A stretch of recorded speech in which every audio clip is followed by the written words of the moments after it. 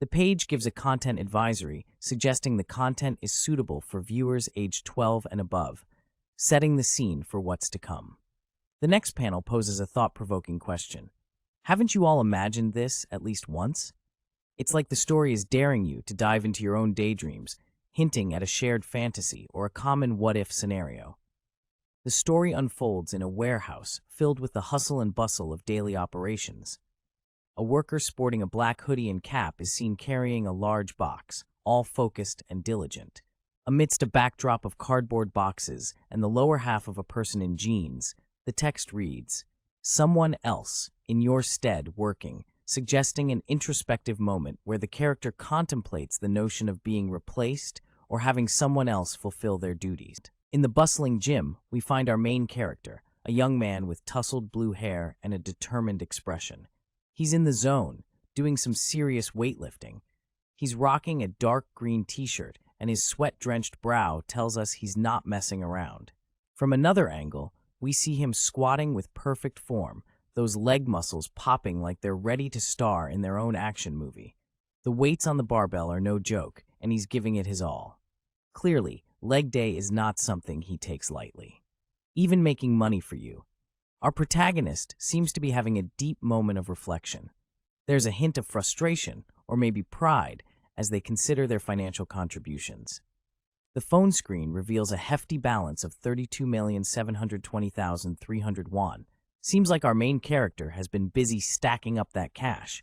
With transactions from JM Agency, Mystery Inc., and some paid-in-full bills, this person clearly knows how to hustle. Picture yourself under a vibrant blue sky, so bright and vast it feels like it could swallow you whole.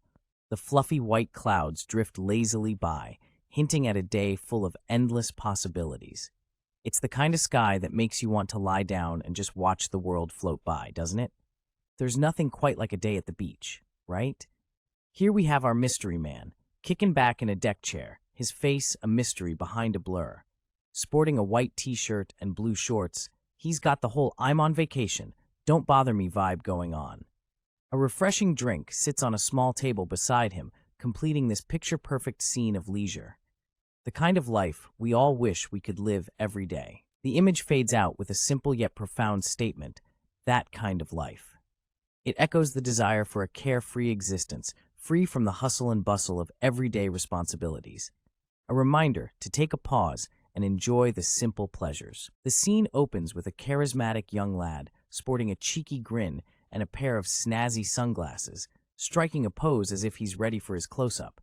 He's got that kind of vibe that screams, "I'm the main character, and I know it." He confidently declares, "You see, I have that kind of life," making us wonder just what kind of life he's talking about. As if on cue, the scene shifts dramatically. A bolt of vibrant green lightning crackles through the dark void, adding a dash of mystery and danger. It's like the universe just went, "Hold my drink, things are about to get wild." The stormy night sky is a battlefield as colossal dragons clash, their dark silhouettes highlighted by the flashes of bright lightning that crackle through the clouds. It's like Mother Nature herself is throwing down in this epic showdown.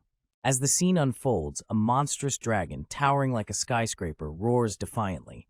Its scales shimmer with an ominous glow, reflecting the electricity dancing around it. This dragon isn't here to play. It's making a statement with claws and teeth ready to rumble. Amidst the chaos of a crumbling city, we find our mysterious young man standing tall. He's rocking that classic tousled hair look, paired with a crisp white shirt that somehow managed to stay clean despite the turmoil. His back is turned as he gazes at a strange, glowing phenomenon in the sky, like he's about to face something big. Flipping the scene, we're now looking down at him from above, and it seems like he's about to spill some beans. I mean, technically, he begins, leaving us on the edge of our seats, wondering what mind-blowing revelation he's about to drop. Alright, so here's the scene. We've got this mysterious figure, rocking a white shirt and dark pants, just chilling, or maybe not so much, on the ground. The poor guy looks like he's had a rough day, surrounded by chunks of what used to be, well, something solid. His face is hidden, adding a whole layer of mystery to the mix. The camera pans out to reveal the apocalyptic backdrop.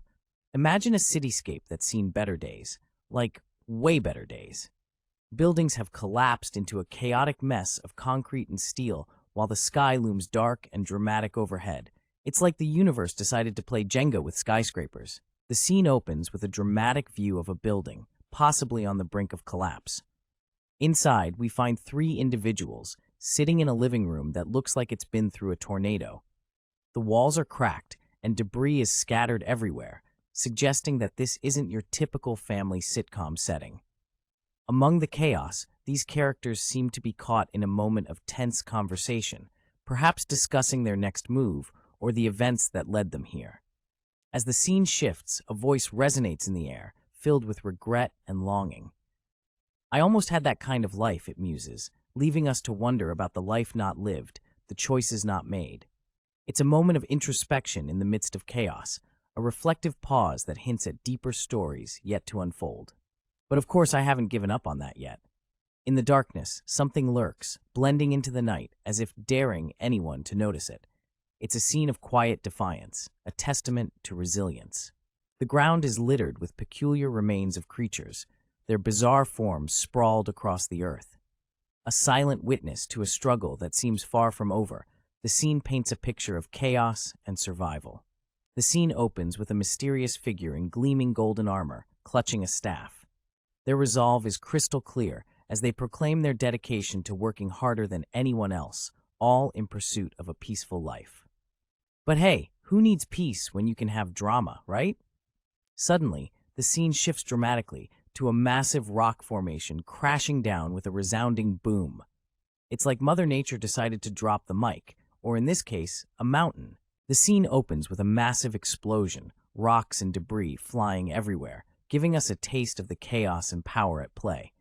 It's the kind of blast that makes you thankful this is just a manhwa and not real life. Amidst the chaos, we dive into the mind of our protagonist, who ponders the irony of working tirelessly just to achieve the ultimate goal of doing nothing. It's like training for a marathon only to take a nap at the finish line. The sky is painted with a threatening hue as a gigantic beast looms over the cityscape. This fearsome creature, with its glowing eyes and gaping maw, looks like it just crawled out from the worst kind of nightmare. Its dark, jagged horns and scales shimmer ominously under the dim light, promising nothing but doom to anyone who dares cross its path. As we pan out, the sheer scale of this beast becomes even more apparent. Its massive legs are like ancient pillars, crushing the earth beneath them. We get a glimpse of a brave soul standing bravely at the bottom, dwarfed by the creature's immense size, sword drawn, ready to face this monstrous challenge. It's like David versus Goliath, but on a whole other level. A lone figure, dressed in black with a sleek yellow backpack, stands before a mystical tree that seems to pulse with energy. The ground around them is cracked and barren, painting a picture of desolation. This scene is filled with anticipation, as if the character is on the brink of a significant discovery. They hold a device, perhaps a weapon or a tool, ready for whatever awaits. The scene shifts to a contemplative moment as text appears. But doesn't that go for everyone? This question hangs in the air, causing the viewer to ponder alongside the character. It's a moment of introspection, suggesting a universal truth or dilemma that the character is grappling with. Our hero is standing on a barren, rocky terrain, staring wide-eyed at something so enormous it leaves him speechless. His only words are, "It's freaking huge." You can almost feel the excitement and anxiety in the air as the mystery of what lies ahead begins to unravel. The scene shifts to our mysterious protagonist, a figure clad in a sleek, golden armor that gleams under the harsh sunlight. His blue hair is tousled, and he grips a weapon with a firm hand, ready for whatever challenges might come his way. This dude looks like he's ready to face a dragon or two, and that armor isn't just for show. He's got this determined aura, like he's been through countless battles and isn't about to back down now. All right, folks, picture this. The scene is a barren landscape, the sun is shining bright, and bam! A pair of boots hits the dusty ground with authority. Whoever this person is, they've got style and a flair for dramatic entrances.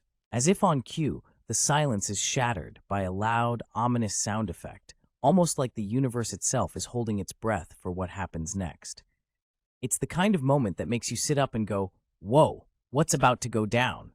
A massive, creepy skull with glowing eyes looms over everything, like something out of a nightmare. It's like the universe decided to throw a curveball straight out of a horror movie. Then we zoom into the face of a young man who seems lost in thought, pondering if there's something different waiting for him. Maybe he's hoping for a day without skulls. Who knows? The battle cry rings out with authority. Everyone, attack! The command shakes the air, and like ninjas on a sugar rush, two warriors spring into action. Their outfits are a curious mix of modern and medieval, with one sporting a stylish yellow shoulder armor and the other rocking a sleek black ensemble, both wielding sharp blades, ready to slice and dice. Down below, the dragon is a sight to behold, a majestic and terrifying beast with scales that glint in the dim light. One of the warriors, cloaked in a mysterious hood, is already on the ground, facing the dragon head-on. His posture screams confidence, or maybe he's just really good at faking it. The dragon seems unfazed, its eyes glowing with a mix of annoyance and curiosity, probably wondering why these tiny humans think they stand a chance. The scene is lit with an electrifying sword clash. Our hero, with a determined expression, charges at his opponent, his sword slicing through the air with sheer precision. His mind echoes a powerful sentiment. It's that I'm not alone. Clearly, there's more than just skill backing him up. Something or someone has his back. Amidst the chaos, two warriors clad in battle gear clash with explosive force. The sound of metal against metal fills the air, and it's clear that neither side is holding anything back. The tension is palpable as each swing and block escalates the intensity of this showdown. The sky is torn open by a dark, jagged mountain, rising up with an intensity that screams, something big is about to go down. Two ominous winged figures swoop down from above, their presence commanding attention and leaving you on the edge of your seat. The perspective shifts dramatically to reveal the mountain's eyes, glowing fiercely with an intensity that could melt steel beams. It's like this mountain isn't just a mountain, it has a life of its own, and it's staring right into your soul. The air crackles with tension as two fighters, each armed with fierce determination and deadly blades, leap into action. Their target? A monstrous creature looming menacingly ahead, promising a battle of epic proportions. The scene shifts to reveal the terrifying visage of their opponent, a monstrous skull, eyes glowing ominously, jaws wide open, ready to devour anything in its path.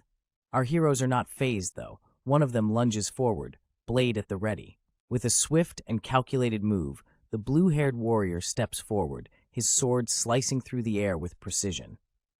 The ground shatters beneath him, showcasing his immense power and focus as he prepares to strike. Amidst the chaos, a voice echoes, "Because my skill, you see," hinting at a hidden power that is about to be unleashed, promising a shift in the battle's momentum.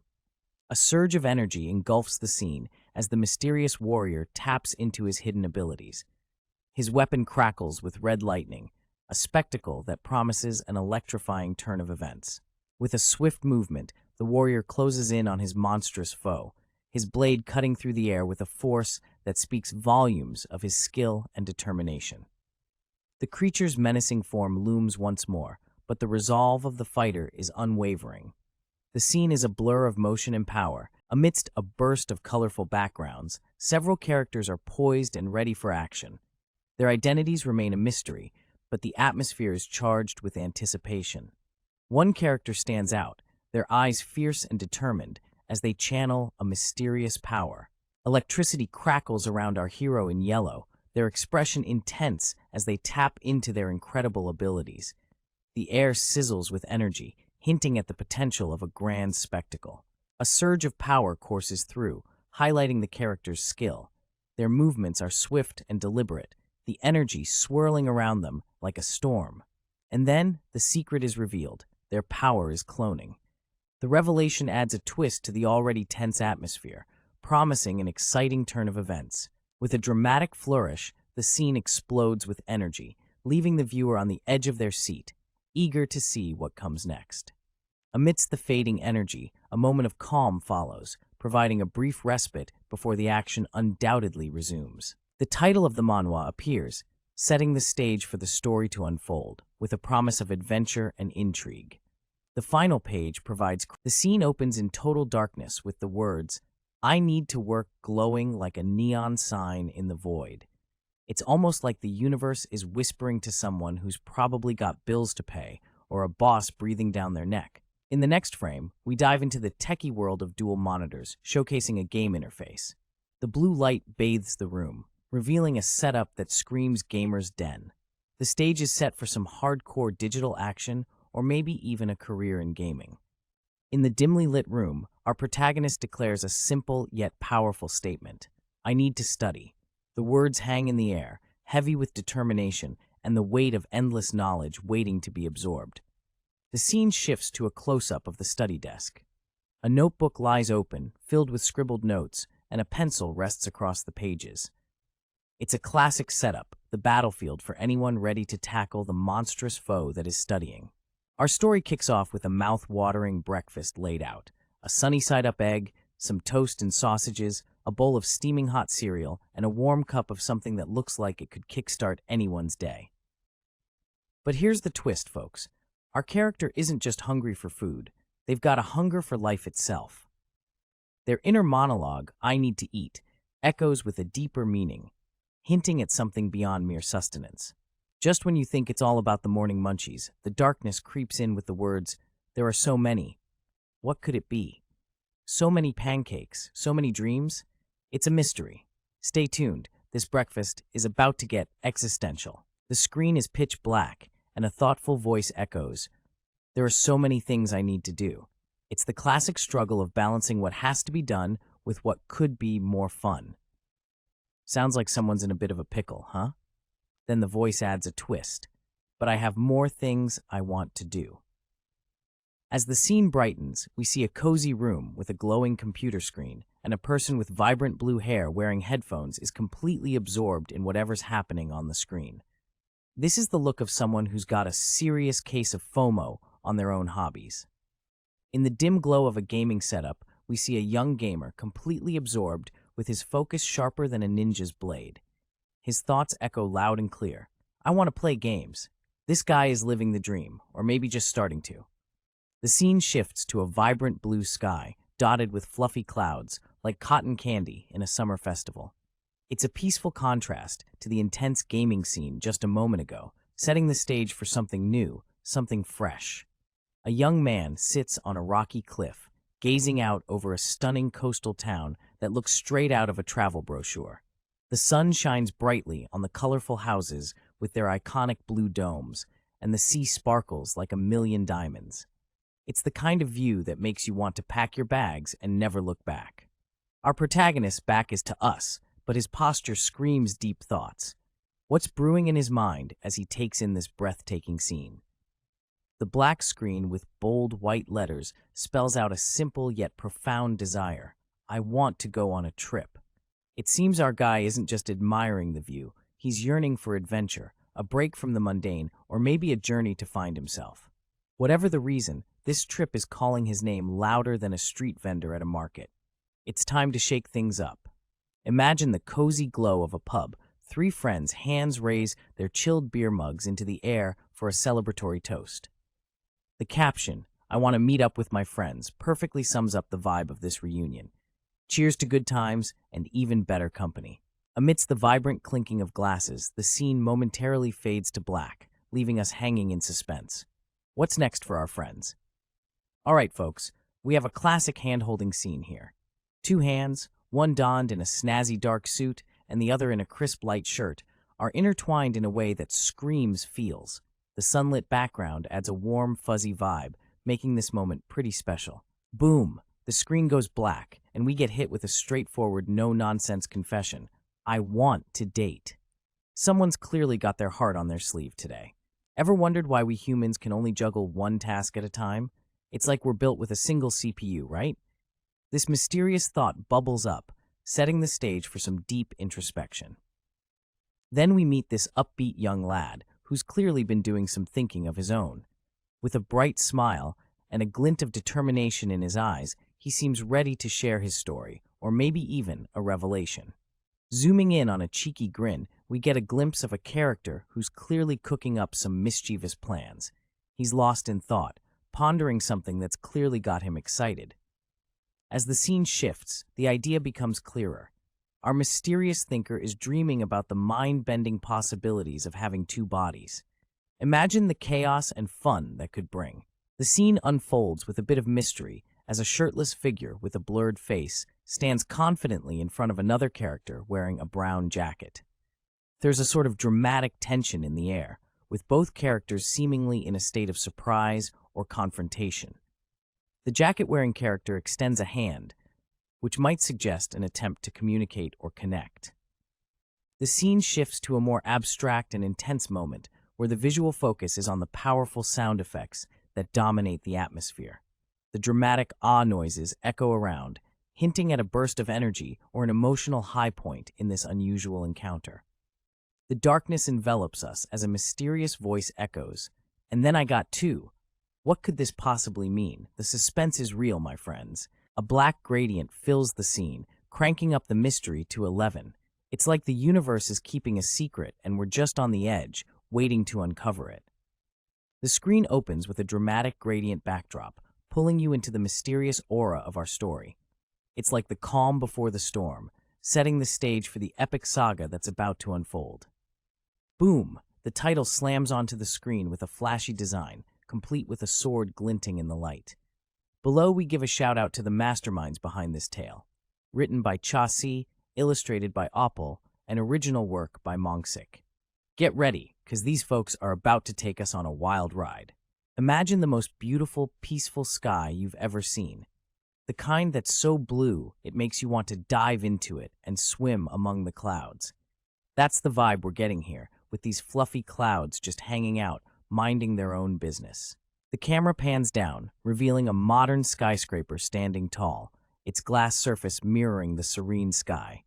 It's like the building is a part of this tranquil scenery, just chilling and taking in the views. As the hustle and bustle of the city life carries on, we spot a character with short brown hair, clad in a black jacket, standing amidst a crowd. The towering skyscrapers in the background paint a picture of a typical busy day in the city.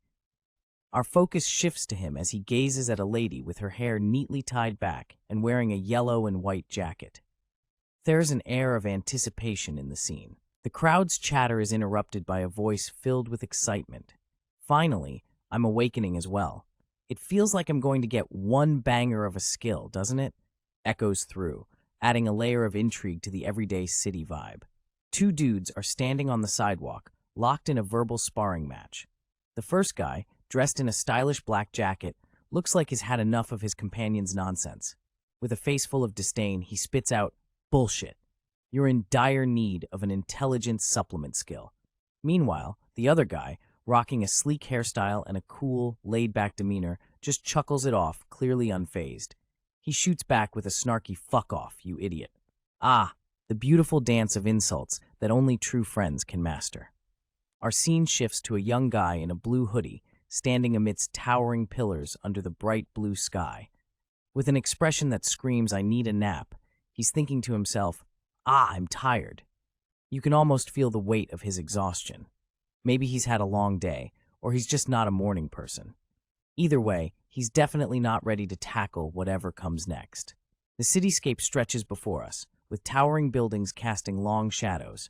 Amidst this bustling scene, someone feels the itch to head home pronto. A sense of urgency hangs in the air, like they've left the stove on or a favorite show is about to start. Standing amidst the crowd is a dude in an overload hoodie, catching his breath. He's got that "I just ran a marathon" vibe going, or maybe it's just the rush hour hustle. Either way, he seems a tad out of place, like a cat at a dog show. All right, folks, stepping into the spotlight, we have Gyeongsang Woo, rocking the student life as a second year at Gyeongsang National University. What's this dude up to? Stick around to find out. Amidst the bustling city, our protagonist stands with his back to us, gazing longingly at the skyscrapers. His wish? To have two bodies. Imagine the possibilities. Twice the fun, twice the work, or maybe just twice the trouble. A voice breaks through the city noise, calling for everyone's attention.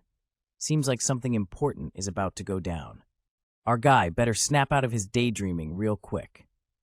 The scene opens with a sharply dressed man holding a microphone, preparing to make an announcement. His serious expression and the professional suit suggests something significant is about to be shared. The text reveals he's talking about someone important. A-rank Hunter Park Wante. As the camera zooms out slightly, we see more of the speaker and the backdrop of a towering building behind him. The sky is clear and vibrant, setting a dramatic stage for what seems to be a press conference or public event. The name Park Wante is emphasized, hinting at the importance or notoriety of this hunter in their world. Hunter Park Wante steps up, all suited and booted, ready to lay down some serious business. He introduces himself as the mastermind behind the 10th Portal Awakening program. This guy means business, and you can tell by the way he carries himself. Now, as the scene shifts to a magical spectacle, we're getting a glimpse of the Awakening program itself. Sparkles and mystical energy fill the air, promising something epic is about to go down. Amidst a flurry of intense energy and scattered debris, the narrative unveils a national program that aids citizens in their awakening journey. Zooming in on a muscular figure crackling with energy, the exposition continues, explaining how exposure to mana triggers awakening. This program safely guides participants through a portal to catalyze this transformation. The air is filled with an explosive wave of energy, like fireworks painting the sky with blazing red and white hues. It's as if the universe itself is having a dramatic moment. Amidst this spectacle, a calm and hopeful voice emerges, praying for the safe awakening of everyone. The voice carries a sense of tranquility, contrasting the chaotic energy burst, hinting at the importance of what's about to unfold. A sharply dressed man with a blurred face, standing tall in front of a mic, gestures with authority. Behind him, the cityscape bustles with activity, and a few officials are scattered around. He seems to be the kind of guy who knows how to command attention, and boy, does he have something to say. His words ring clear and direct. Then, we'll start immediately. Group 1, please step up. With that, it's clear that the event is kicking off, and the anticipation in the air is palpable. Picture this, a lively bunch of city folks marching down the tiled avenue. Among them, a lady in a sleek pink dress clutches her handbag like it's holding her last snack, while a dude in an overload hoodie seems lost in thought, perhaps wondering if he left the oven on. It's a parade of personalities. A stylish woman in a bright yellow top commands attention next to a guy in a crisp white tee who looks like he might be pondering the meaning of life or just where he parked his bike. Meanwhile, a sharp-dressed man with a mysterious briefcase walks beside them, perhaps off to broker some secret deal. Amidst the towering skyscrapers, we spot a young man in a blue overload hoodie, anxiously thinking, "It'll be my turn soon." Clearly, something big is about to go down, and he's mentally gearing up for it. Next, a woman with a professional aura steps up to our guy, asking, "Hello, are you Group 37, Number 7, Jong Sang-woo?" The air is ripe with anticipation as Jong's name is called, hinting at an organized event or competition. It's showtime. The scene unfolds with a mysterious woman holding some documents, confirming something to a person wearing a blue hoodie. She assures him, "Yes, that's correct. I'll assist you with identification." The air is filled with anticipation as the mystery around their conversation thickens. In the next moment, we see a close-up of the woman's hand holding a scanner. She moves it over the wrist of the person in the hoodie, which is sporting a cool bracelet. The scanner emits a beep-beep sound, adding a techie vibe to the scene. What's this all about? Are we getting some secret agent vibes here, or what? All right, folks, identification has been completed, and it's time for Mr. Jong Sang-woo to step up. Our mysterious lady with the slick bun is making sure he's ready to roll by asking him to turn in his electronic devices before entering what looks like a portal to another dimension. As Jong Sang-woo's foot crosses the threshold, there's a magical energy swirling around. It's like stepping into a whole new world, with a sprinkle of suspense and a dash of mystery. In a scene filled with tension and anticipation, a mysterious blue light casts an eerie glow over the space. The atmosphere is thick with an otherworldly presence, hinting at something monumental about to unfold. As the blue lightning crackles through the air, we catch a silhouette of a mysterious figure, shrouded in shadows. This unknown entity seems to wield a power that commands respect, its presence marked by a surge of energy that electrifies the scene. Meanwhile, a lone figure stands, dwarfed by the spectacle, perhaps contemplating the magnitude of what they are witnessing.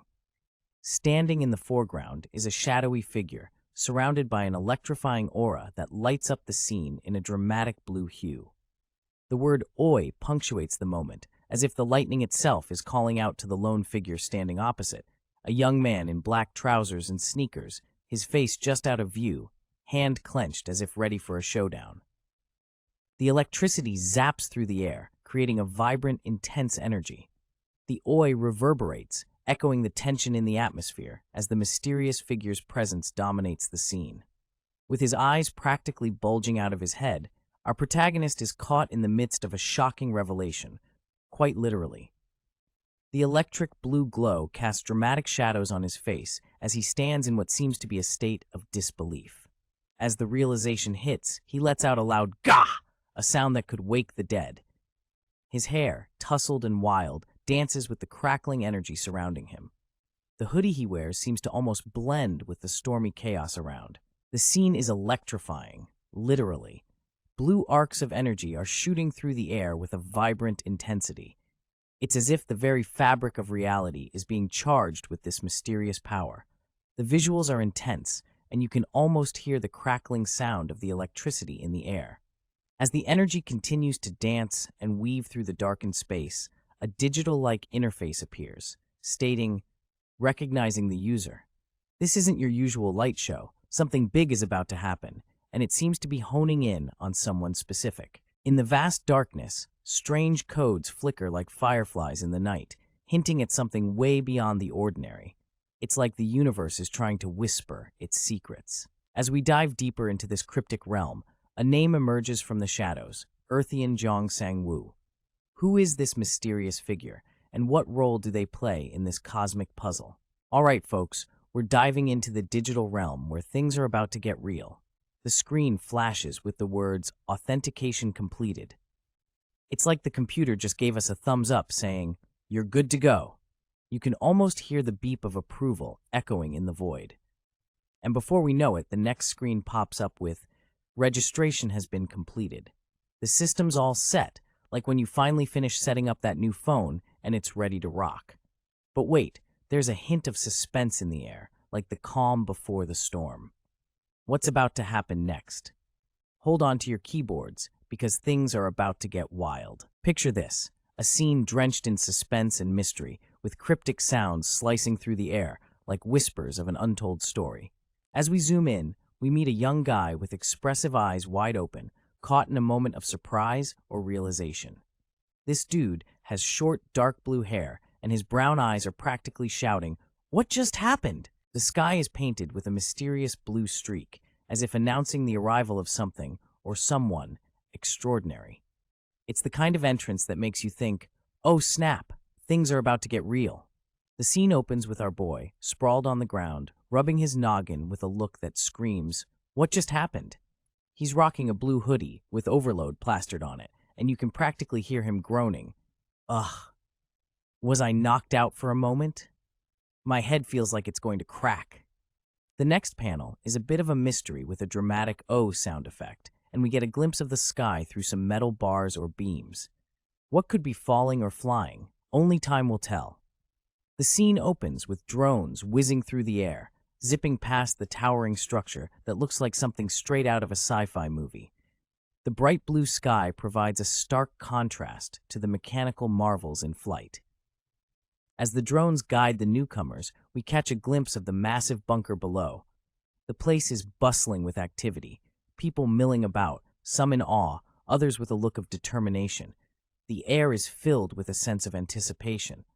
One of the onlookers, a dude in a brown hoodie, marvels at the sight, muttering to himself, "So this is the bunker," as if he's just landed in a scene from his favorite action flick. Chillin' on the floor with a crowd of folks who look like they've just survived a zombie apocalypse.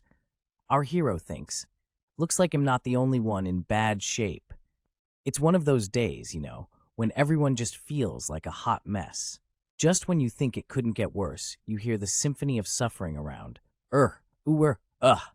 It's a chorus of agony, and our mysterious hoodie guy seems to be the lead singer.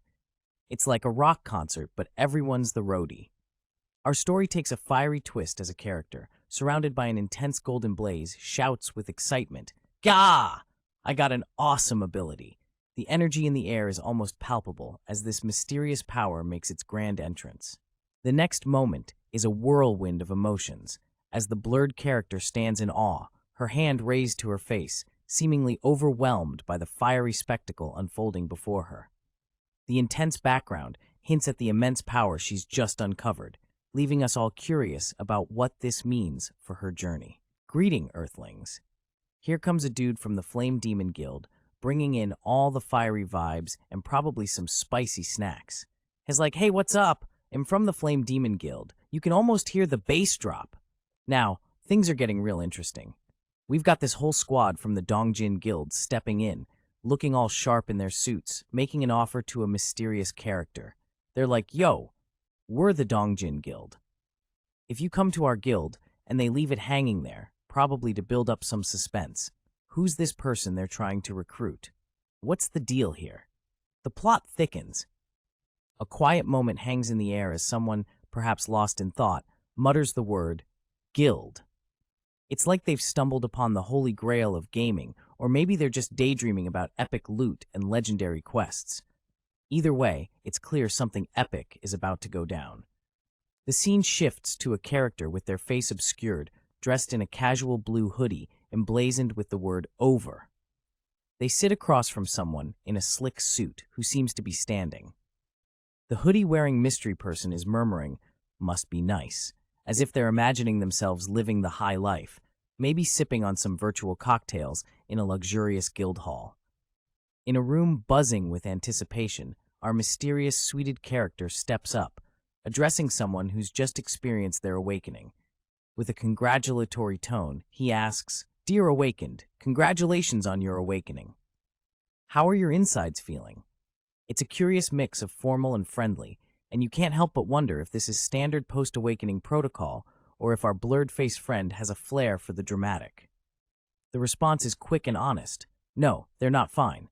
Sounds like the awakening isn't all rainbows and butterflies. Our mysterious speaker and the other people in the room seem intrigued, as if they expected this answer, or maybe they didn't. Either way, the plot thickens. The scene opens with a sharp-dressed dude giving some pep talk to our blue-hooded friend. "You'll get better soon." "Have you confirmed your skills?" he asks, trying to be all motivational speaker. The hoodie guy, looking like he's got a lot on his mind, responds with a puff of air. "He'll have to confirm them now." He's about to dive into some serious skill-checking business.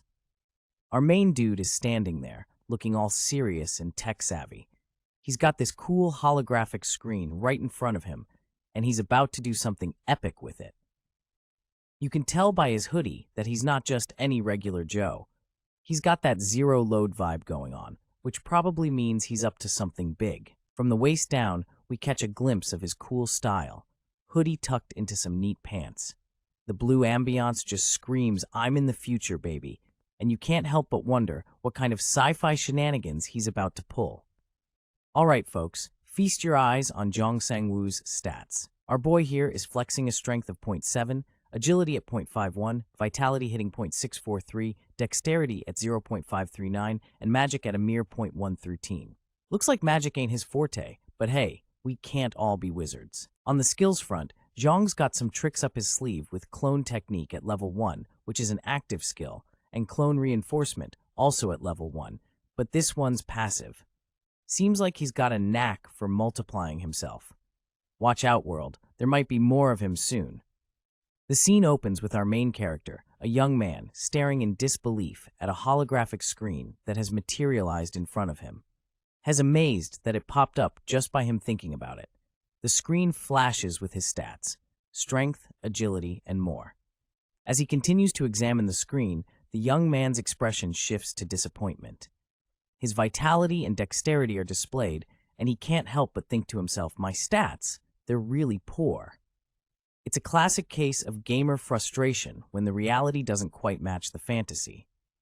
Our adventure introduces us to Jong Sang-woo, who appears to be in a sci-fi setting, checking out his less-than-stellar stats on a glowing holographic screen.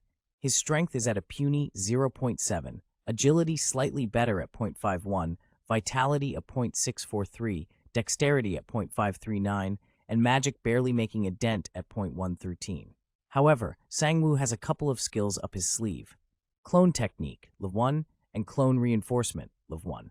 Let's hope he's got some tricks to turn those stats around. The scene opens with our protagonist, a young dude rocking a hoodie, musing about how skills are the real MVPs in life. He's got this look of determination as he gears up to check out something intriguing. He mutters, "Let's see," like he's about to unveil some top-secret info. Boom. A skill screen pops up, looking all futuristic and high-tech. It announces the Clone Technique. Active skill. Sounds fancy, right? This is one of those moments where you just know things are about to get wild. The mysterious blue screen of destiny pops up, revealing an intriguing ability. It seems our hero can summon a clone of himself. But wait, there's more. The clone count can increase with levels, and there's a 24-hour cooldown. Plus, there's a passive skill that boosts the clone's stats to match half of the main body. It's like having a shadow, but with stats. Ah, the classic moment of realization. Our protagonist is staring at the screen, piecing it all together. A clone technique, he muses, clearly trying to wrap his head around the possibilities. It's like finding a cheat code in a video game. Our guy is standing there, deep in thought, probably with that eureka light bulb moment above his head. He's realized something big. There's no combat condition for his skill. Now, that's a game changer. Imagine having a cool power and realizing you can use it while grocery shopping or something. Mind blown, right? A voice chimes in, breaking our hero's train of thought. It's coming from someone standing nearby, and they seem to know a lot about this status window business. Could be a friend, could be a foe, but either way, they're definitely in the know. The scene unfolds with our blue-hoodied protagonist, beads of sweat trickling down as he sheepishly admits, yes, my stats weren't that great. Clearly, he's feeling the pressure of some unseen stats evaluation. The well-dressed man, exuding calm confidence, reassures him with a knowing smile. Don't be too disheartened.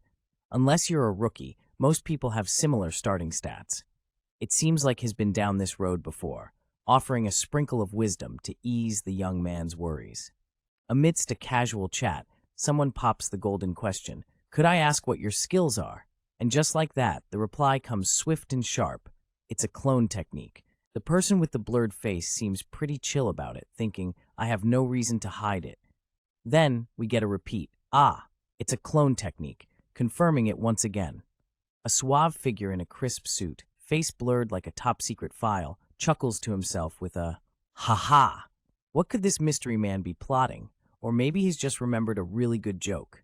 On the flip side, our young lad with those big, curious brown eyes is clearly wondering what's up. The big question mark practically screams, "What did I miss?" as they try to piece together this puzzling scene. The scene opens with a mysterious character, face blurred, asking, "Is it not good?" Our attention is drawn to another character who seems to be sweating slightly, perhaps nervous or anxious about the question. It's a classic scene of anticipation and curiosity. As the conversation unfolds, the man in the brown jacket shares a little secret. He mentions the phantom clone technique. Sounds fancy, right? But apparently, it wasn't all that impressive because the phantom was just a ghostly bystander, unable to interact with the real world. Talk about a letdown. One of our characters is deep in thought, mulling over the nature of his power. He seems a bit skeptical, dropping the line, "But mine isn't a phantom." Now that's a bit cryptic, isn't it? What could he mean by phantom? Is his power real or just an illusion? Our guy's got some serious pondering going on. The scene shifts slightly, and we meet another character who's more optimistic about the whole power gig. With a confident look, this character remarks, "But it's still a sufficiently better start than awakening without any skills." Clearly, this person sees the glass half full and is giving a pep talk on the bright side of having even the smallest of abilities. A sharply dressed character, looking slick in a dark suit and tie, seems to be having a bit of a cheeky moment with himself. He's caught his own tongue slipping, saying, "Oops, this mouth of mine." He advises that showcasing one's skills to the guild personnel will likely get them an accurate assessment. Sounds like he's got some insider tips to share. The scene shifts to a bustling guild hall, where a crowd stands in awe of a dazzling spectacle. our attention is drawn to a young lad with curious eyes, wondering aloud, "Is it over there?" The place is lit up with beams of light, and it looks like something big is about to go down. The anticipation is real, folks. The scene erupts with a loud "Ayah!" as someone yells out, their voice echoing through the air like a battle cry. It's that moment when you know something epic is about to go down, and you're on the edge of your seat, waiting to see what happens next. With a blurred face, a character clad in a black shirt and blue jeans reaches out dramatically, their hand open wide and fingers splayed. The tension in their stance suggests a powerful release of energy, or perhaps a desperate attempt to seize something important. The dynamic pose captures a moment of intense action, almost like they're reaching for victory itself. The mystery of their identity only adds to the intrigue, making you wonder just who this powerhouse might be.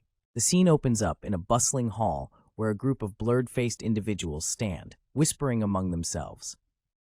At the forefront is a rugged man with strikingly sharp features, a beard that's as intimidating as his physique, and a sleeveless fur-lined outfit that screams, "I'm too cool for sleeves." He stands with a hand on his chin, eyes narrowed, as if he's calculating his next move or just deciding what to have for dinner. The crowd around him seems a bit anxious, perhaps wondering what this brawny figure is up to.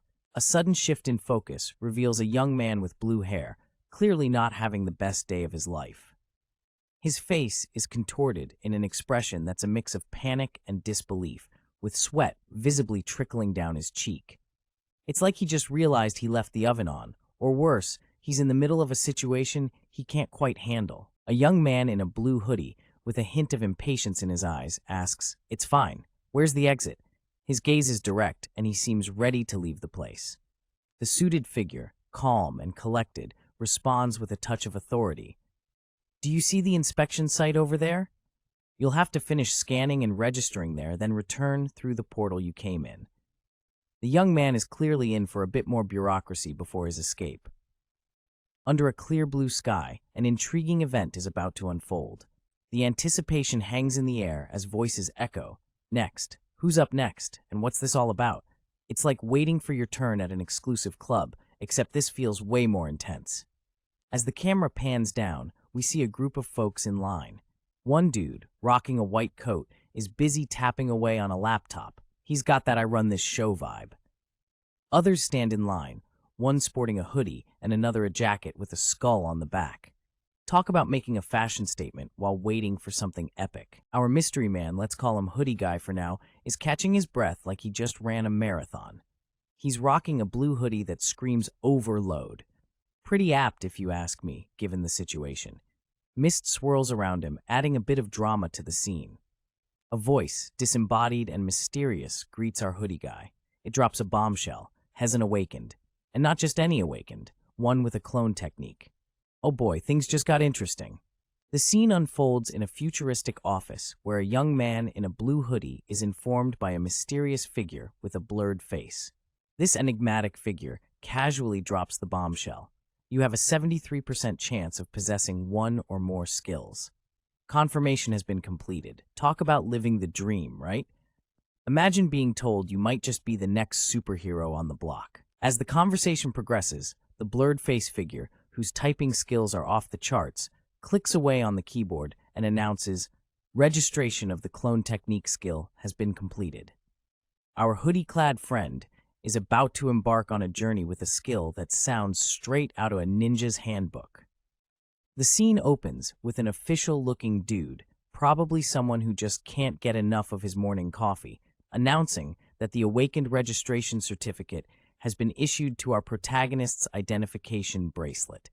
It's like getting a backstage pass to an exclusive club, but with more mystical vibes. The tension in the air is thick, and the silence is almost comical as the room fills with ellipsis, those tiny dots holding a universe of unspoken words. Everyone seems to be waiting for the next big thing to drop. The train carriage is empty, with only the sound of the train moving. The hanging straps sway gently, hinting at motion, yet there's an unsettling silence.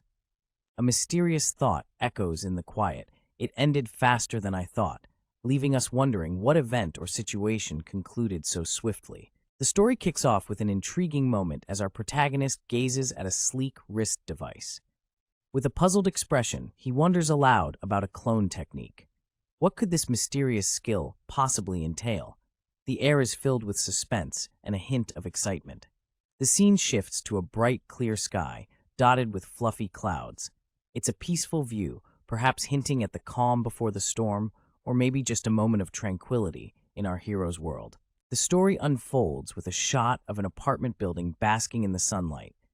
Everything seems calm and peaceful, but we all know that's just the calm before the storm. As we zoom inside, a vibrant character walks into the room, rocking a casual blue hoodie. His face is a mystery, but his energy is infectious as he humorously checks in, asking, "Are my babies working hard?" Who or what these babies are remains a puzzle. Amidst the dark, a room is lit only by the glow of multiple computer screens. What kind of secrets might these screens hold? Our protagonist, a man with unruly dark hair and a casual blue hoodie, stands in front of the buzzing monitors, each displaying something different. He's got that "I've got a plan" look on his face. The digital battlefield is lit as characters clash in a fiery showdown on the monitor. This isn't just a game, it's an all-out spectacle with powers blazing across the screen. As we shift our focus, we see a hand tightly clutching the chair's armrest. This player means business, fully engaged and ready for whatever the digital world throws their way. The scene opens with our mysterious character, whose face is blurred, sitting in front of a dual monitor setup. His fingers are tapping away furiously on the keyboard, and he mumbles to himself, "Let's see," as he delves deeper into whatever digital world he's exploring. On the screen, various items like an axe, a shield, and potions are displayed. Our character evaluates them, and with a sigh he concludes, "Ha, it's a failure." It seems like one of his virtual experiments didn't go as planned. In a realm where screens talk and data flows like a river, we witness the digital symphony of a futuristic interface. The blue and red hues give off a vibe that screams, "Welcome to the future." It's a world where technology isn't just a tool, it's a lifestyle. The stage is set for a tale where tech and human lives intertwine in ways we can only imagine. Buckle up, because things are about to get digital. Our protagonist is sprawled on his bed, clearly in a tizzy.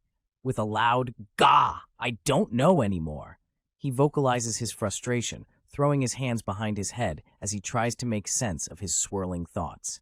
His hoodie sports the words "overload," which is pretty fitting considering his current state of mind. As he shifts on the bed, the weight of reality hits him harder than that last boss battle he barely survived. That game's been getting less popular recently, and its market value's been dropping, he mutters, likely referring to the game he's been so deeply invested in. Looks like our guy's worries aren't just about topping leaderboards, but also about the future of the game itself. Our protagonist is having a classic gaming dilemma, wondering if it's time to switch gears and dive into a new game, creating a fresh macro. Sounds like a gamer's midlife crisis, doesn't it? The stress levels are rising as our guy is also juggling the harsh reality of adulting. Rent and tuition are looming large, driving him up the wall. It's a tough world out there. Meet our overworked hero, sprawled out on his bed, staring at the ceiling like it's going to drop some life-changing wisdom. He's deep in thought, mulling over the grind of finding a part-time gig. If only someone could do the work for him, right? Then it hits him like a bolt from the blue, the clone technique. Now that's a game changer. Imagine having your own personal doppelganger to handle those tedious tasks. Oh, the possibilities. Here, we have our mystery man, taking it easy in the kitchen. He's rocking a blue hoodie, and even though his face is a bit of a mystery, he's definitely in his comfort zone. The plot thickens as he raises his hand, showing off a stylish, glowing wristband. Is it a smartwatch, a piece of alien tech, or just a really fancy bracelet? Who knows, but it's definitely catching our attention. Our mysterious character has decided it's time to give something a whirl. What could it be? The anticipation is real, and you can almost feel the excitement bubbling up. The scene shifts to a room where our hero stands, clad in a blue hoodie that reads "Overload." The room is dimly lit, casting a dramatic vibe as if something epic is about to go down. Whatever he's planning, he's ready for it. A mysterious figure stands in a dimly lit room where shadows dance across the wooden floor. The atmosphere is cozy yet suspenseful, hinting at an unfolding story. Standing in the room is a shadowy figure, their face obscured, but their presence undeniable. Draped in a hoodie with the words "Overload" emblazoned on it, they seem to be at the center of a mystic energy that swirls around them. The room feels charged with an unknown power. As the scene shifts downward, the figure's stance is firm, grounded with a sense of purpose. The glowing aura continues to envelop them, hinting at a hidden strength or potential that is yet to be revealed. What could possibly happen next in this charged atmosphere? In the midst of a swirling, otherworldly blue aura, we catch a glimpse of our mysterious protagonist. With only his back visible, the blue hoodie he dons adds to the enigma surrounding him. What's he planning? It's anyone's guess, but it sure looks like something big is about to go down. Turning around, our protagonist's eyes are wide with determination and a hint of surprise. His lips part as he utters the words, "Summon clone." Whatever's about to happen next is bound to be epic. All right, folks, we have a mysterious scene here. The air is crackling with energy as a bright blue aura starts to glow around someone. It's like they've been dipped in neon paint, and it's not your average glow-in-the-dark party. Our mysterious character stands there, face obscured like they're in witness protection, rocking a casual hoodie and pants. But it's not their fashion sense that's catching attention. It's the swirling, mystical blue flames wrapping around them like a magical blanket. Things are heating up, literally. Jiho, wearing a hoodie with "load" printed on it, finds himself at the center of an intense, magical explosion. The blue flames dance wildly around him, illuminating the room with an otherworldly glow. His expression is one of shock as he lets out a "kurg" in response to the power emanating from his body. The intensity of the magical burst continues to escalate as the blue energy swirls and expands, filling the space around Jiho. The sheer force of the magic seems to be consuming everything in its vicinity, leaving a sense of awe and danger hanging in the air. Boom! A wild neon blue explosion erupts, filling the scene with a dazzling display of magical energy. The air sizzles with power, as if the universe itself is having a moment. You can almost hear it saying, "Let's get this party started." The explosive energy continues to radiate, with the blue glow casting an eerie yet mesmerizing light. It feels like something big just went down, or is about to go down. The tension is real, folks. The page opens with an explosive burst of energy, like a supernova going off in the middle of our comic world. It's so bright, you might need sunglasses just to read it. As the light continues to radiate, we can practically feel the intensity and anticipation build, like the calm before a storm. A hand slowly emerges, wrapped in a mysterious mist, hinting at the presence of a character who is about to make a grand entrance. With a step forward, a foot gracefully lands on the ground, accompanied by the swirling mist, suggesting a transition or transformation. A head of tousled hair peeks into view, the character seemingly gathering strength or focus, ready for whatever comes next. His body is shrouded in a cloud-like mist, adding an air of mystery as he stands with a determined posture, ready to face whatever challenge lies ahead. His legs, firmly planted, indicate he's not backing down. Whatever's coming, he's ready to stand his ground. A face framed by dark hair is revealed, expression unreadable, yet the pause and the ellipsis suggest has deep in thought or contemplation. The page closes with credits, a moment to appreciate the creative team behind this explosive and mysterious introduction. A splash of crimson ink graces the canvas, hinting at a dramatic entrance. The energy is palpable, like the calm before the storm. As the mist clears, a figure materializes. Shirtless, with an aura of mystique and power, this character stands in a room that feels like a blend of the futuristic and the mystical. It's as if they're stepping right out of a dream, ready to rock the world. The scene opens with a pair of freshly showered legs stepping onto the wooden floor, steam swirling around like a mysterious fog. You can almost hear the squeak of clean skin on the polished wood. It's one of those moments where you wonder if someone forgot their towel. The camera pans up to reveal a person standing, half shrouded in steam, facing another guy who's sporting a blue hoodie with "Overload" boldly printed across it. Our hoodie-wearing friend seems a bit caught off guard, letting out a confused, "Oh, huh," as if he stumbled into the middle of a steamy surprise party. The scene opens with an enigmatic character enveloped in steam, uttering a confident yes. The ambiance hints at a private and possibly intimate setting. As the steam swirls around, the character's voice carries a hint of vulnerability as they ask, "Is it okay if I touch you?" This suggests a moment of closeness and consent in the unfolding narrative. In a cozy room filled with steam, a young lad with brown hair and a slightly nervous expression stands face to face with his master. With a bead of sweat trickling down his cheek, he simply responds, "Yes, master." Clearly, the master has just given him some important instruction or revelation. With an ominous aura surrounding the scene, someone is having an unsettling gut feeling. It's one of those moments where you just know something's off, like a chill running down your spine.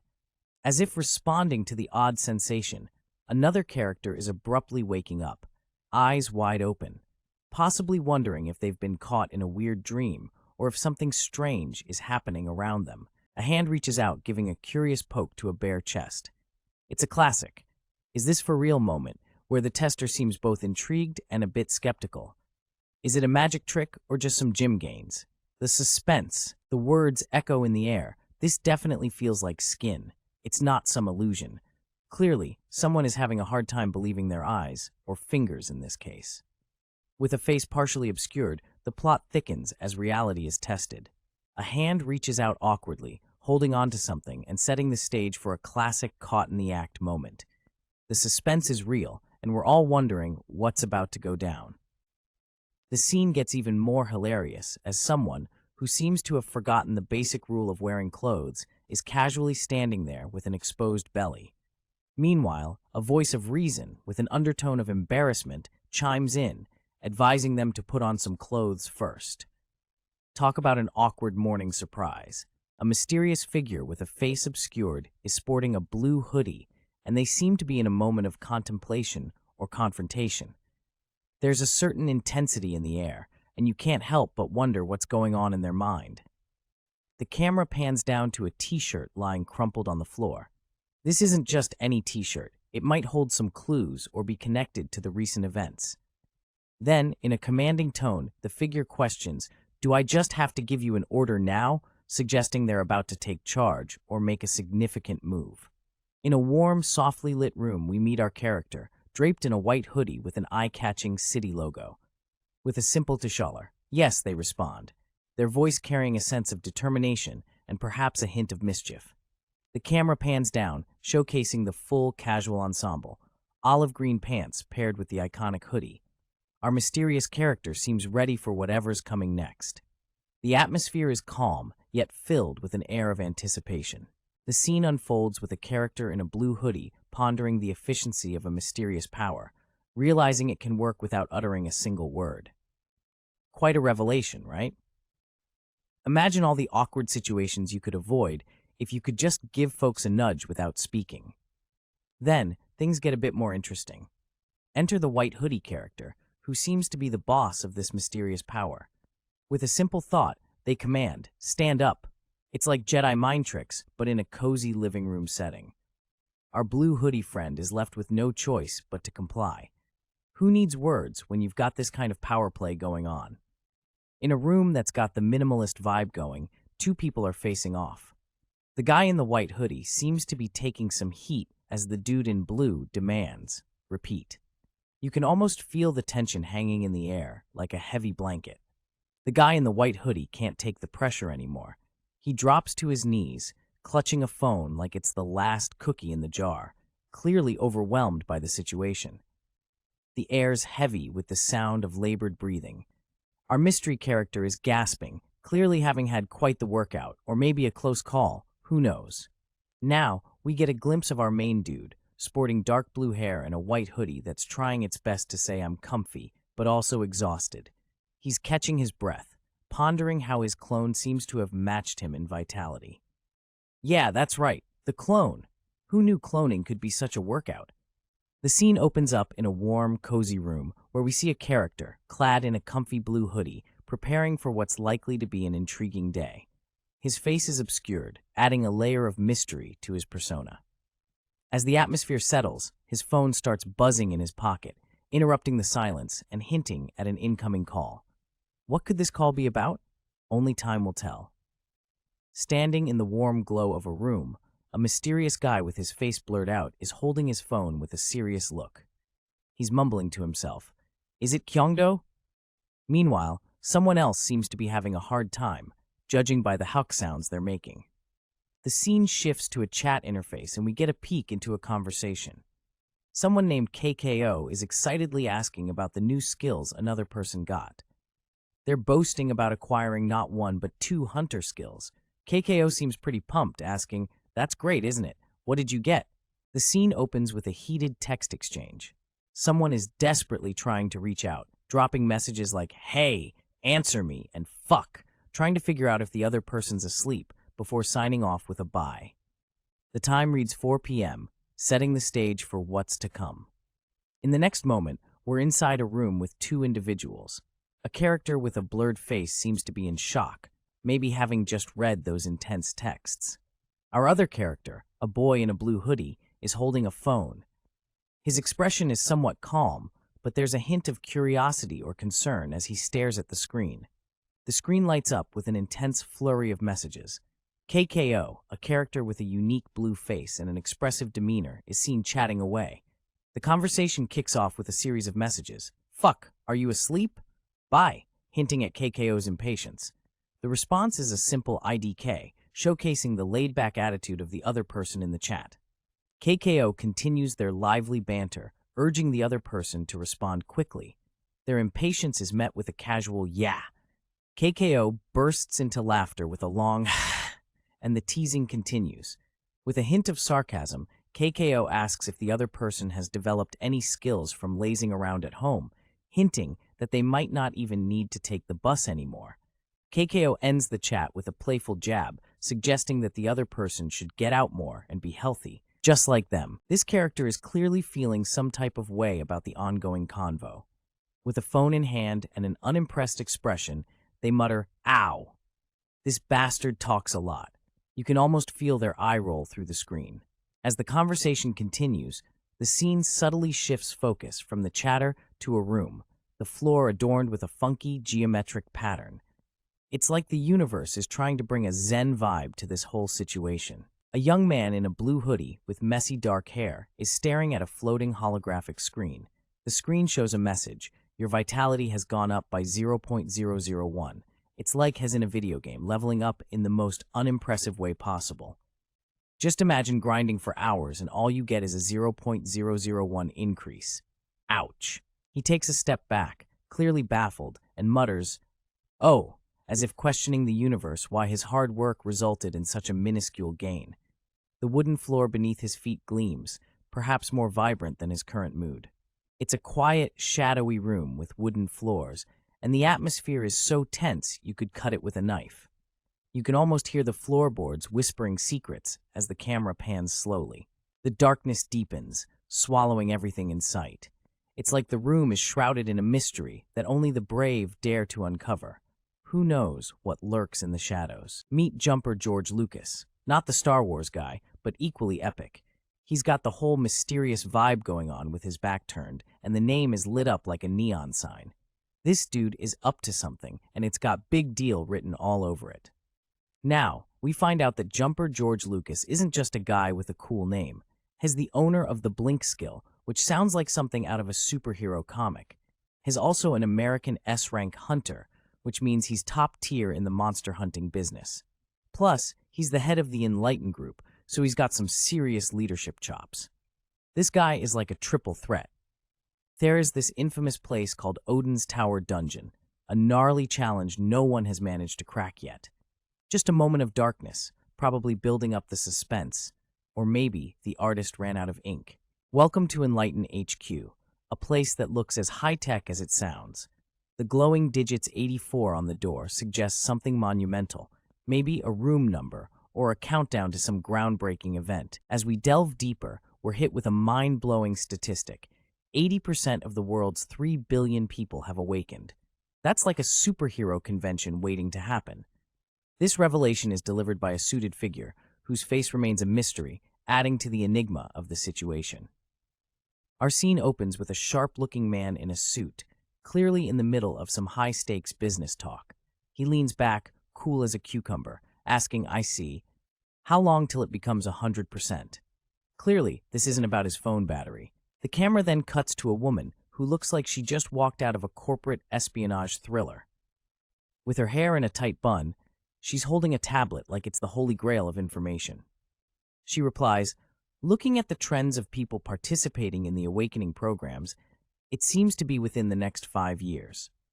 So folks, it seems like whatever they're plotting has a timeline." In a bustling cityscape under a starlit sky, we meet a mysterious character. Clad in a sharp suit, he stands tall, his face hidden, but his posture exudes a commanding presence. The city lights twinkle in the background, adding an air of enigma to the scene. The scene shifts to a cryptic monologue. 5 years, you say?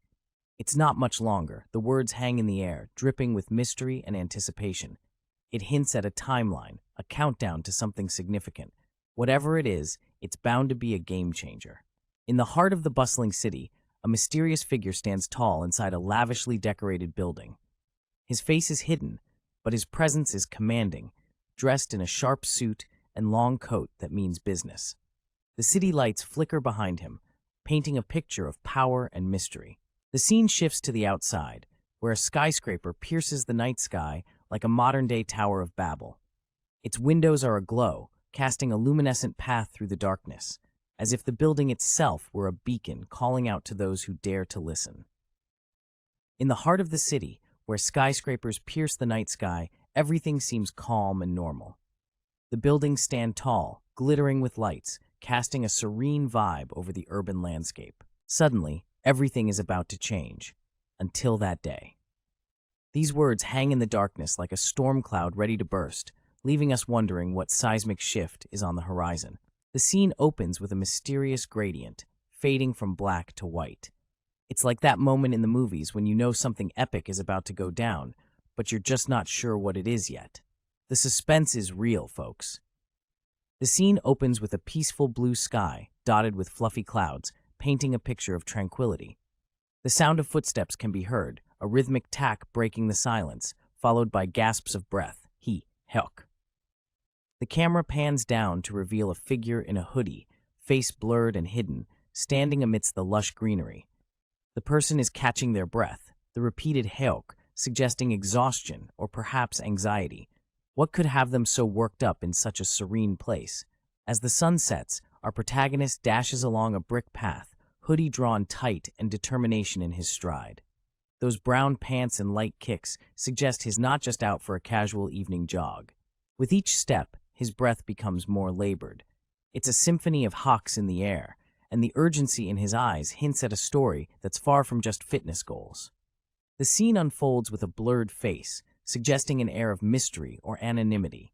Dressed in a hoodie, the character seems to be gasping, as if caught off guard or exhausted, with a background that gives an impression of speed or escape. 2 dudes are lounging on a park bench, one in a casual long-sleeve shirt and the other in a black athletic tee. They're having a laid-back conversation about the person who seems to be a regular fixture in their daily observations, jogging by once again. 2 individuals are sitting on a bench, one casually mentioning how he sees a certain guy running every day, calling him a regular. The other person raises a concern, wondering if this regular runner won't collapse from exhaustion due to his inappropriate clothing for the weather. Cut to our mysterious runner, hunched over, catching his breath on another bench. He's in a green hoodie, clearly struggling to breathe, as beads of sweat drip down his face. The sound of his heavy breathing echoes in the serene park surroundings. The scene unfolds with a mysterious figure, hooded and seemingly exhausted, gasping for air. Helk, the figure pants, clearly in need of a breather. In steps another character with a comforting presence, offering support. With a gentle gesture, the supportive character hands a drink to the hooded figure, saying, "You're doing great, young man. Cheer up with this drink." It's a simple yet heartfelt moment, showing the power of a kind word and a refreshing beverage. Picture this, a sunny day, a friendly face with a cap, offering a bottle. It's like the start of a beautiful friendship or maybe just a thirst-quenching moment. Our cheerful guy, wearing a stylish red and yellow combo, is all smiles. The other person, shrouded in mystery with a hoodie, seems to be at the receiving end of this kind gesture. Is this the beginning of something epic? Only time will tell. Suddenly, we're hit with a dramatic pause, a blank canvas, a moment of suspense. It's like the calm before the storm, the quiet before the plot thickens. What's next? Only the next scene will reveal. The scene kicks off with a close-up of our mysterious hooded character. The figure seems stressed, beads of sweat trickling down their face, leaving us wondering what's got them so worked up. As we zoom out, it's clear that something spooked our hooded friend. They suddenly break into a sprint, zipping past a startled bystander who can only manage a surprised "oh my" as they watch the figure dash away.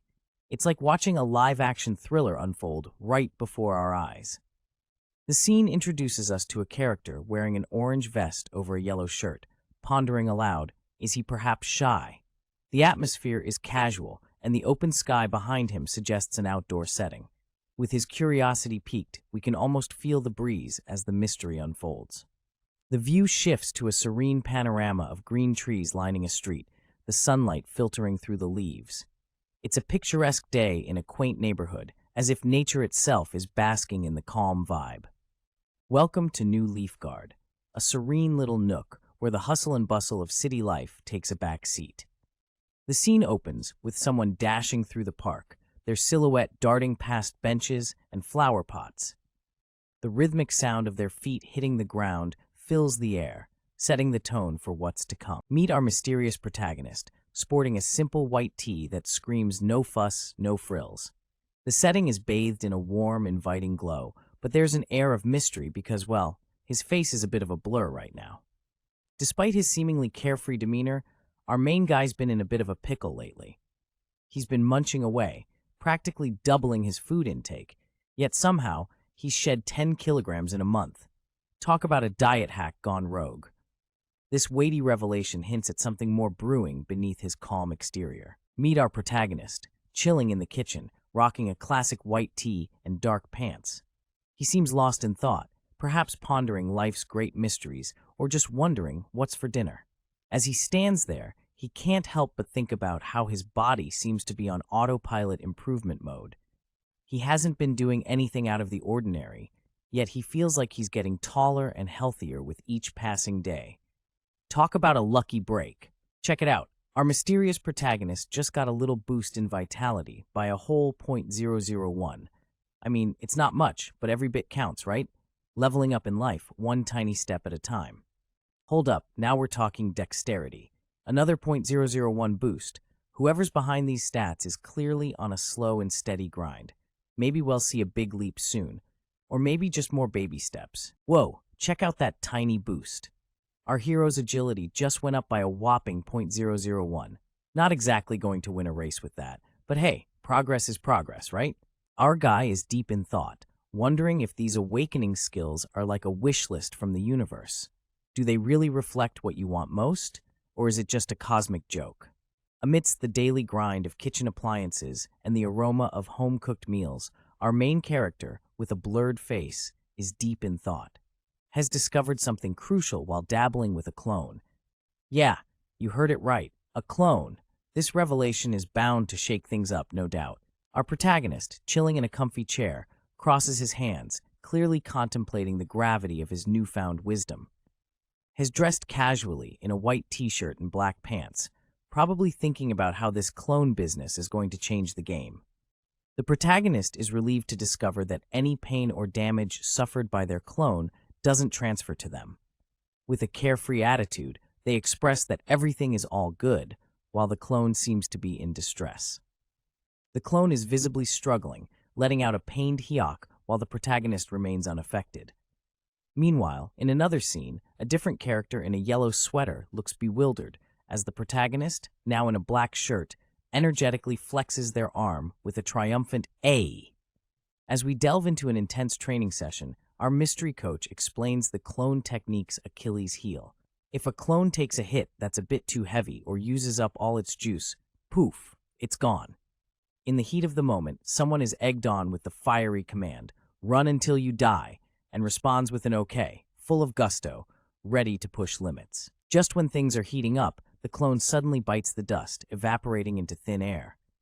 The spectator, wide-eyed and a bit sheepish, lets out an oops with the realization dawning. I was a bit too much. It seems the clone's endurance wasn't up to snuff for this spirited challenge. Every time I grow, my clone grows as well in real time. It's like having a twin who magically mirrors every inch you grow, every hair you lose, and possibly every new wrinkle that pops up. Now, how cool is that? Looks like you lost weight along with me. The protagonist shares this quirky observation while chatting with his clone. It's like having a personal weight loss buddy who's always in sync with your diet goals. Picture this. Our main guy is lounging on his bed, looking all relaxed but with a mind sharper than a ninja's blade. He's got this crazy ability to boss around his clone with just his thoughts. Yep, you heard that right. He tells his clone to quit running and start doing push-ups, all while he's probably munching on chips and binge-watching his favorite show. Meanwhile, on the ground, there's a random dude passing by, totally confused, asking, "Is he crazy?" as he watches the clone drop and give 20. In the next scene, we dive into the technicalities of clone life. Turns out, while this clone can follow orders like a top-tier soldier, it can't whip up more clones. So, no clone army today, folks. But hey, at least it can do some impressive push-ups, right? The scene opens in a kitchen with two guys, one wearing a hoodie with a blowing, everything written on it, and the other in a black sweater. The guy in black looks super hyped as he points at his buddy, seemingly about to explain some cool new technique. The conversation takes a funny twist. The guy in the hoodie seems a bit skeptical, thinking about the logic behind a clone technique. He muses that if a clone could use the clone technique, it would result in infinite clones, which sounds a bit absurd. The scene is set with a young man chilling in his living room. The room is bathed in warm light, making it feel homey and relaxed. He's wearing a simple white t-shirt, suggesting he's in his comfort zone, possibly gearing up for an adventure or just a chill night in. The calm ambiance suddenly fades to black, leaving us hanging on the edge of our seats.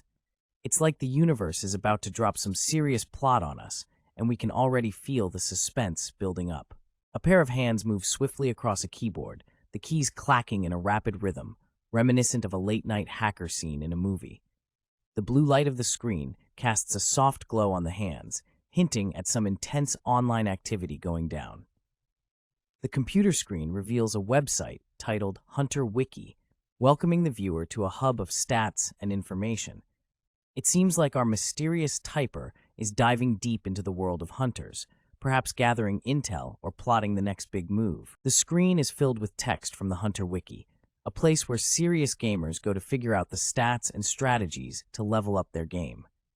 Our protagonist is taking a moment to reflect on the gravity of his current situation. Our guy, with a drop of sweat rolling down his cheek, is caught in an existential crisis. Who would have thought he'd be here, looking up the Hunter Wiki? It's like he's questioning all his life choices while still trying to keep it cool. The scene opens with a bold title reading H Hunter Wiki, setting the stage for what promises to be a thrilling adventure in the world of hunters. Welcome, folks, to the Hunter Wiki, your one-stop shop for all things hunter-related. Here we dive deep into the world of stats, or as some might call them, ability points. So what exactly is a stat? A stat of 1 is like the benchmark for what a regular adult can muster. Think of it as the baseline for human capability. Anything beyond that? Well, that's where things get interesting. In the realm of awakening, there are regular stats and special stats. Most of the awakened folks lean towards unlocking some of the regular stats, perhaps because they're the easier route, or maybe they just can't resist the lure of familiarity. Who knows?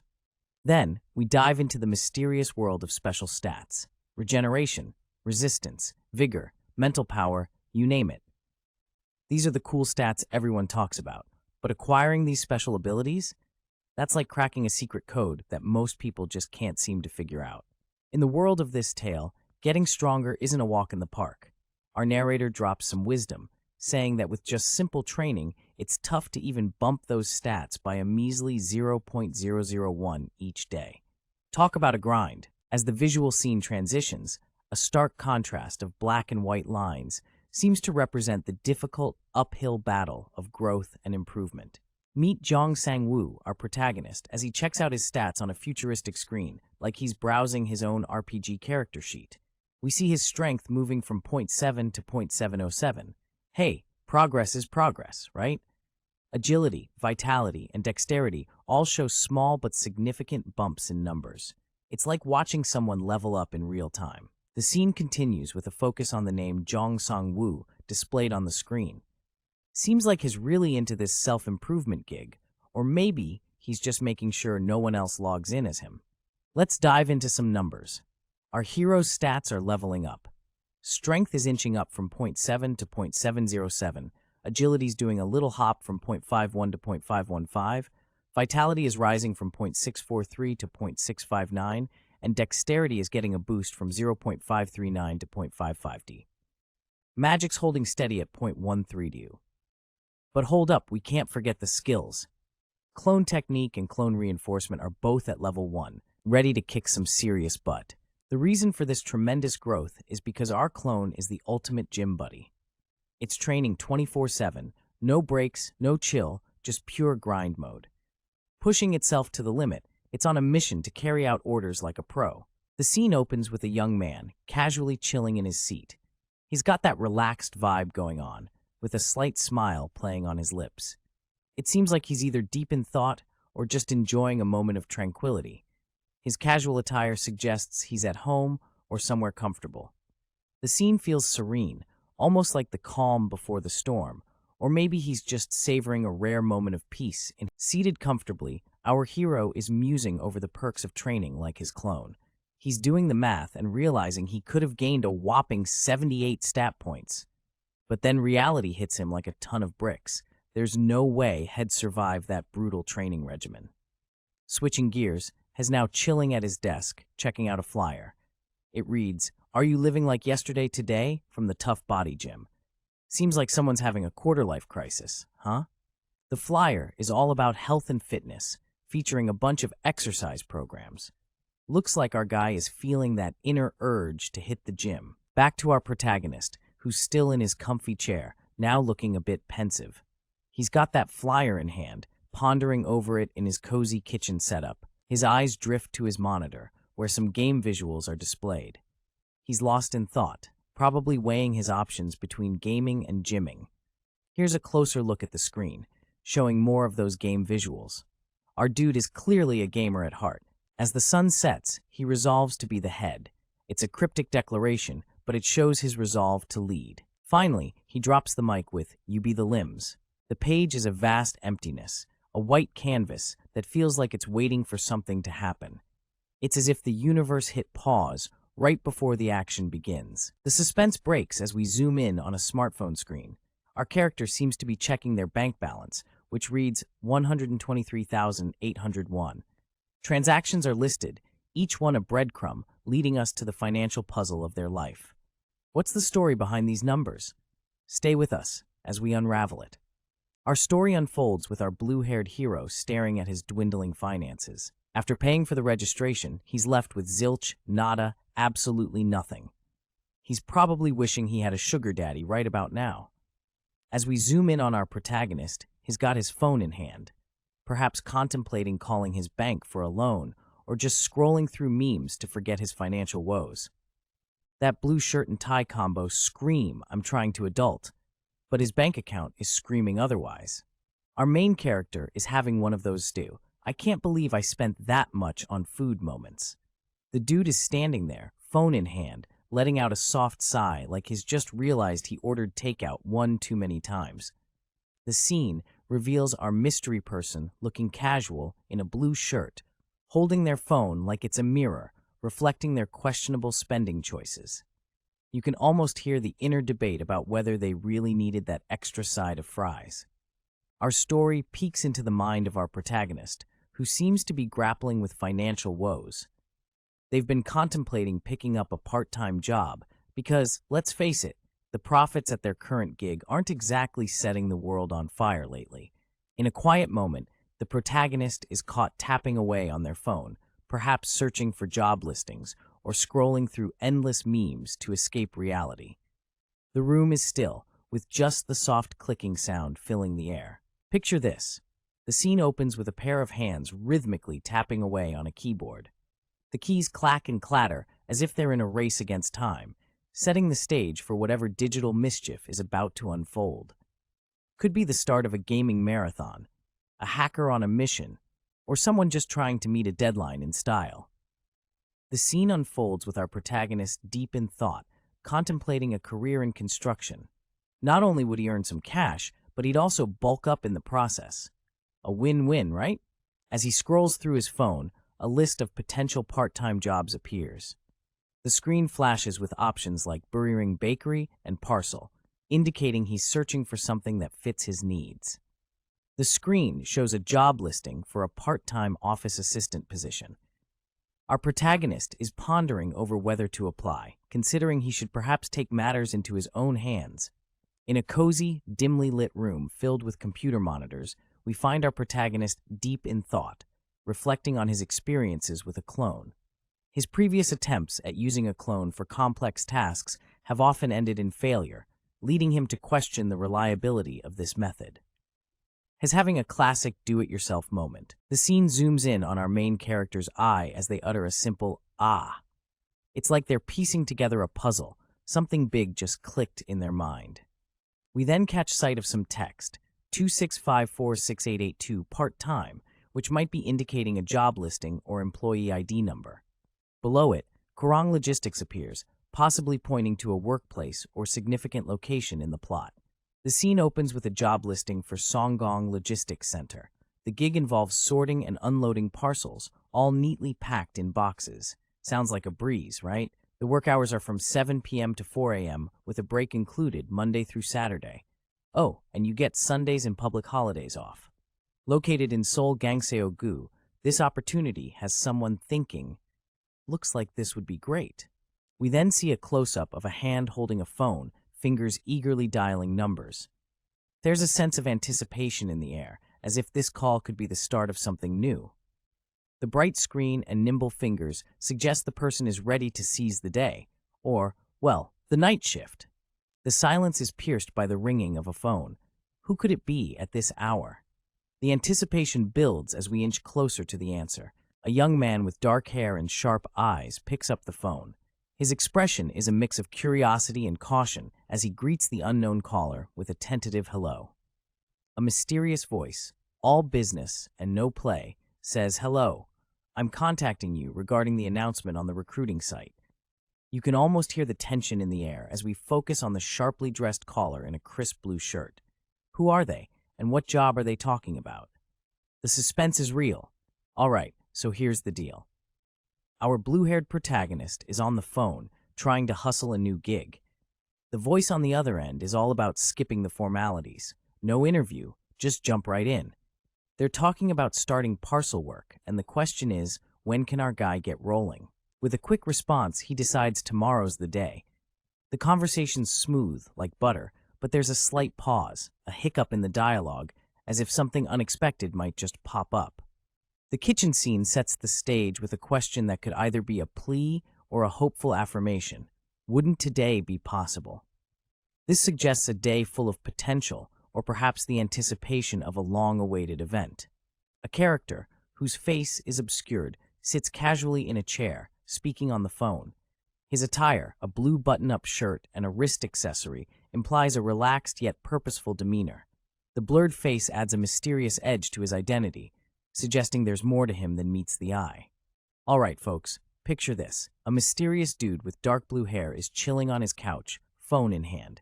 He's got this serious yet casual vibe going on, you know? He mutters, it is, as if he's just been asked $1 million question. The conversation heats up with the person on the other end of the line giving him the deets. Then, please come to the logistics center location by 6:30 p.m. Our blue-haired hero responds with a cool okay. See you then. Clearly, he's ready for whatever's going down at this logistics center. The scene unfolds with our main character holding a phone, glancing at the screen, which shows an ongoing call. In his mind, a question lingers. Are they lacking staff? Suggesting he might be considering a job opportunity. With a swift mental gear shift, he muses aloud, "Aye, it's good to start earning a day earlier," indicating that he's ready to jump into action and seize the day. embracing the grind with a hint of excitement. The scene opens with a mysterious character whose face is obscured, sitting at a desk, lost in thought. His posture suggests he's contemplating something heavy, maybe even life-changing. We can't see his expression, but his hand resting on his chin speaks volumes about the weight of his thoughts. The next panel offers a view of the room, but it's mostly empty space, adding to the suspense. It's like the calm before the storm, leaving us eager to learn what this character is so deeply engrossed in. The sun shines brightly over a sprawling logistics center where rows of trucks are parked, ready to either drop off or pick up their loads. The place is a hive of activity, with the promise of a busy day ahead. This is where the magic of supply chain unfolds, where every box tells a story of its journey. As dusk approaches, the logistics center takes on a serene blue hue, casting long shadows over the neatly lined-up trucks. The quiet before the storm, as they say, the calm before the night shift kicks in, ready to keep the gears of commerce turning smoothly. Under the vast blue sky, a mysterious figure stands, muttering to themselves, "Looks like it's here." The anticipation in the air is almost tangible, and you can't help but wonder what or who they are waiting for. Standing in the open, two individuals make their appearance. One rocks a hoodie with a cool triangular design, while the other sports a t-shirt with "Show" boldly written across it. They seem to be waiting or maybe gearing up for something big. The suspense is real, folks. Out on a street under the clear blue sky, we spot our mysterious character. Dressed like they're about to pull off the heist of the century, hoodie up, cap down, and mask on. Are they a ninja or just someone avoiding a bad hair day? You decide. The masked enigma is thinking out loud. Turns out, they've got a twin, but they're worried about getting caught despite this clever alibi. Sounds like a classic case of mistaken identity. Or maybe just a good old-fashioned sibling rivalry. Amidst a sunlit background, a figure with obscured features seems to be in deep thought or perhaps overhearing a conversation. The ambiance suggests something significant is about to unfold. The scene shifts to a clear day at what looks like a bustling industrial area. A man with short, dark hair, dressed in casual attire, is giving instructions to a mysterious figure dressed in a hoodie and face mask. "Answer well when you get there," he advises, adding that while working, the name to use is Gyeongdo. The hooded individual nods in agreement, responding with a simple bafwal. "Okay, twice," emphasizing their understanding. As our story unfolds, we find ourselves gazing at a massive building, almost as if it's challenging our protagonist's sense of direction. Has clearly a bit overwhelmed, wondering just where on earth he should be headed. Our hero, a young man with tousled dark hair, stands scratching his head in a moment of utter confusion. Clad in a simple white t-shirt, he's clearly trying to make sense of this architectural behemoth looming before him. The sun casts a golden hue, adding a touch of drama to his contemplative stance. The scene opens with a mysterious figure, his face obscured, casually asking, "Aren't you Sangwoo?" It's almost like we're in a detective story, but instead of a trench coat, our guy is sporting a casual vibe. As the camera pans down, we get a glimpse of our potential Sangwoo. Sporting a crisp white tee with "Show" printed in bold colors, has got that "I just walked out of a music video" look.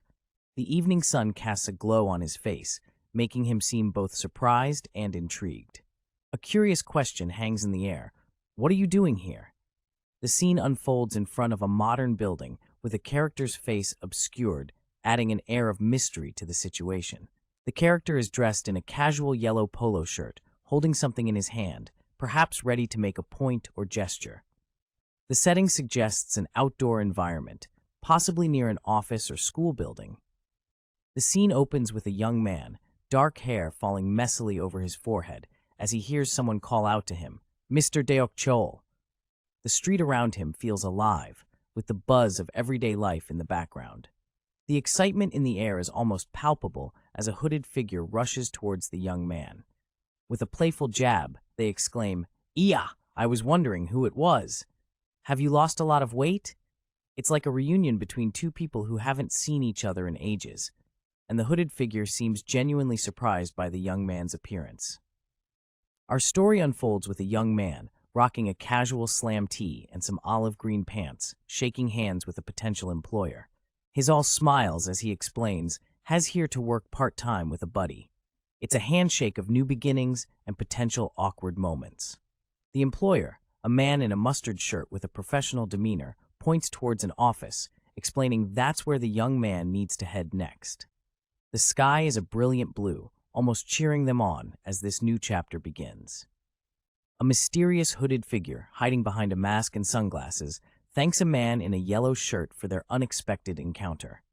It's like fate decided to play matchmaker today. As the scene unfolds, the man in the yellow shirt stands with two other individuals. One of them, sporting a show t-shirt and slightly disheveled hair, seems to be scratching his head, perhaps puzzled or a bit awkward. Meanwhile, another person in a black hoodie with a geometric design stands nearby, observing the interaction with hands casually tucked into pockets. In a casual setting, someone bids farewell, wearing a sunny yellow shirt. The parting words, "I was surprised too. See you later," hang in the air, suggesting a conversation that took a turn for the unexpected. Suddenly, we jump to another character who seems to be experiencing a shockwave of surprise. His eyes are wide, hands framing his face as he lets out an exaggerated heave. It's the kind of reaction you'd expect when someone sees a ghost, or maybe just realize they left their stove on at home. The scene opens with a close-up of a young man, visibly anxious, as he confesses to himself, "It's my first time with such a part-time job, so I'm quite nervous." Sweat trickles down his face, emphasizing the weight of the new experience. You can almost hear his heart thumping like a drum solo at a rock concert. As the camera pans out, we catch a glimpse of a bright, sunny day, and our nervous hero turns to another person, asking, "Aren't you nervous at all?" His tone is a mix of curiosity and a desperate hope for reassurance. The sky is blue and wide open, but the blurred face of his companion keeps us guessing about their reaction. All right, folks, here's the scene.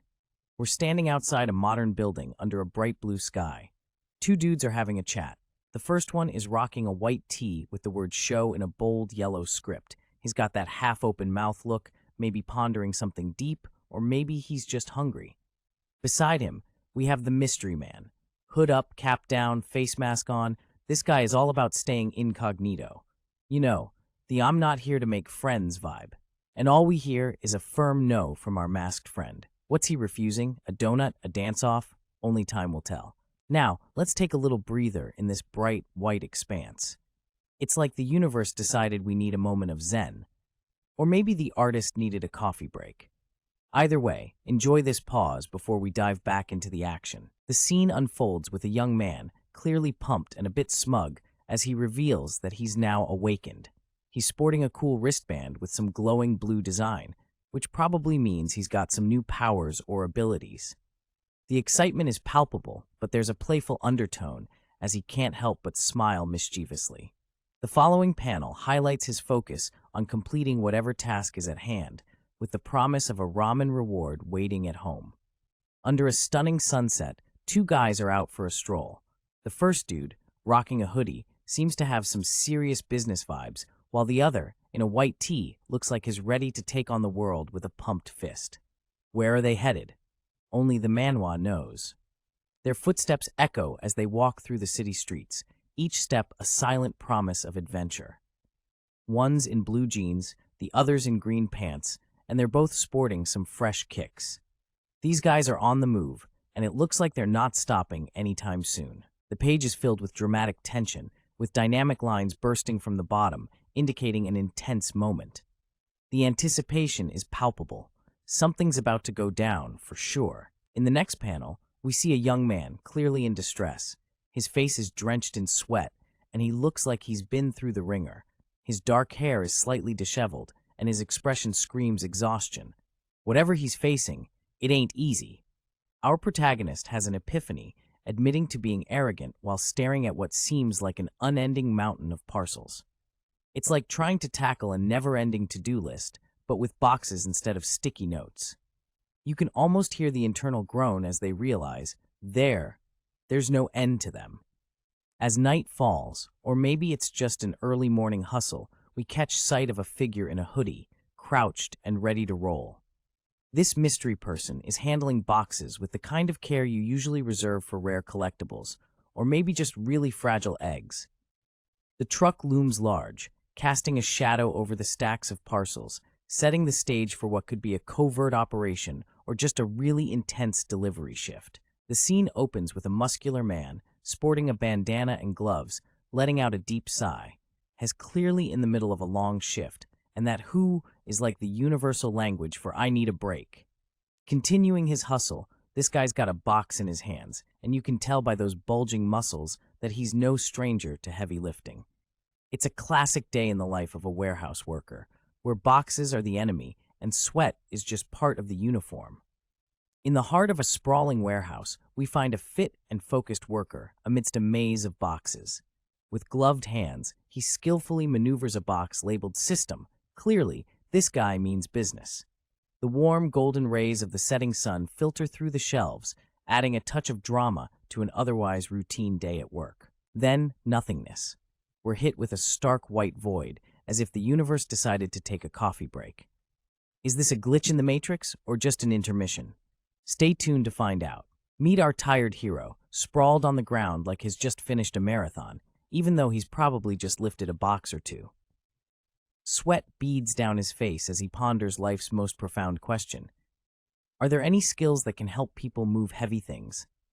It's like he's on a quest for the ultimate cheat code to life's physical struggles. All right, picture this, a dimly lit storage area with stacks of boxes being moved around. There's a certain hustle and bustle happening, as if someone's in the middle of a big move or maybe just tidying up a cluttered space. Then, we zoom in on a young man, let's call him Mr. Sweaty Face, who's clearly been through the ringer. He's leaning against a wall, sweat streaming down his face, looking like he just ran a marathon. He's having a moment of self-reflection, thinking, did I come here for nothing? He's doing great by himself. It's that classic realization that maybe, just maybe, his presence wasn't as crucial as he thought. Oh, the drama. A mysterious hand reaches out, adding a touch of suspense and making us wonder whose hand it is. The night sky looms above, and a voice rings out declaring it's break time for 1 hour. A much-needed respite for our characters. The scene is set at a loading dock under the cover of night. The trucks are parked neatly, their metal bodies reflecting the soft glow of the overhead lights. Everything seems calm, but there's an air of anticipation. 2 guys are sitting on the cold ground, clearly spooked out of their minds. One guy's face is blurred, he's wearing a cap and a hoodie, hiding in plain sight. His buddy, on the other hand, is openly shocked, mouth agape, as he gazes at a floating ghost. This little apparition, with its cute yet eerie presence, seems to be the source of their scare. Maybe this isn't just any ordinary night at the docks. In a bustling industrial environment, someone confidently calls out "here," creating a sense of urgency. We see the sneakers of someone arriving at the scene, ready to make things happen. A young man, sporting a fresh but slightly sweaty look, is handed a drink can. He responds with a simple "ah," clearly grateful for the hydration after what seems to be an exhausting task. A generous dude in a bright orange shirt with rolled-up sleeves is standing on a rooftop, holding out a bottle of water and a snack. He's telling someone to rehydrate as much as they sweat, offering them snacks too. The rooftop setting, with its cool evening vibe, gives a chill atmosphere to this friendly gesture. The scene shifts to 2 guys sitting on the ground, both looking a bit worn out but grateful. One of them is expressing his gratitude, saying "Heok," thank you, in response to the kind offer. These guys are clearly in need of some refreshment, and the gratitude is palpable. An older gentleman, dressed in a bright yellow polo, finally notices a young guy who's been toiling away without uttering a peep. He's curious, wanting to know the name of this silent worker. The young man, sporting a baseball cap and a casual jacket, introduces himself as Kim Gyong-do. The other guy, with a hint of admiration, remarks on how strong Kim's name sounds. Seems like Kim is making quite the impression. In the dimly lit night, a concerned voice questions Sang-woo, wondering if he's all right because he seems like a newbie to the situation. Sang-woo sheepishly admits that it's quite difficult, hinting at a task or situation that's new and challenging to him. The scene opens with a guy whose face is blurred, but he's holding a can, probably prepping himself for a long night or just trying to look cool. The vibe is casual, like he's just hanging out, but you can tell there's more going on. In the next panel, we've got three dudes chilling on the floor. The one speaking is impressed by the resilience of the other two, pointing out that usually by this time, most folks would have already bailed. It's like his saying, "Hey, you guys are tough cookies." The guy with the cap seems to have his own story, while the other, despite the blurred face, sports a show shirt, hinting he might have a flair for the dramatic or just likes flashy tees. Oh man, we've got a dude here who's having a good laugh, but not for the best reasons. He's holding a drink, probably something stronger than a soda, and he's got tears in his eyes. If it weren't for his bank balance, he'd be out of there faster than you can say broke. It's like the universe is holding him hostage with his own money. Classic adulting problem, am I right? As the night unfolds, we're chilling with a couple of bros under the starry sky. The mood's relaxed, but the conversation's getting real. One of them, probably the curious one, throws a question out there. Where did you go to college? It's one of those moments where you either brag about your alma mater or dodge the question like a ninja if you went to the University of Hard Knocks. A group of friends is chilling together, and one of them casually drops that they've been to Gyeongsang National University. Their friend, clearly impressed, acknowledges the prestige of this place, suggesting that this dude's got some serious brain power. In another scene, a different character is spotted chugging a drink from a juice box with a carefree vibe. With a laid-back attitude, he humbly downplays the greatness of the university, showing a modest side to his personality. The story hints at a university setting, possibly foreshadowing an academic adventure or drama that might unfold within its walls. The words of a university hang in the air, teasing us with what's to come. The scene unfolds under the soft glow of streetlights as a father, dressed in a casual yellow polo, leans back, expressing his earnest hopes. "You're being humble. If my daughter goes there, I'd have no further wishes," he says, while pondering, "Phew. That brat, I wonder who she takes after." Clearly, he's a dad who sees the world in his daughter's eyes.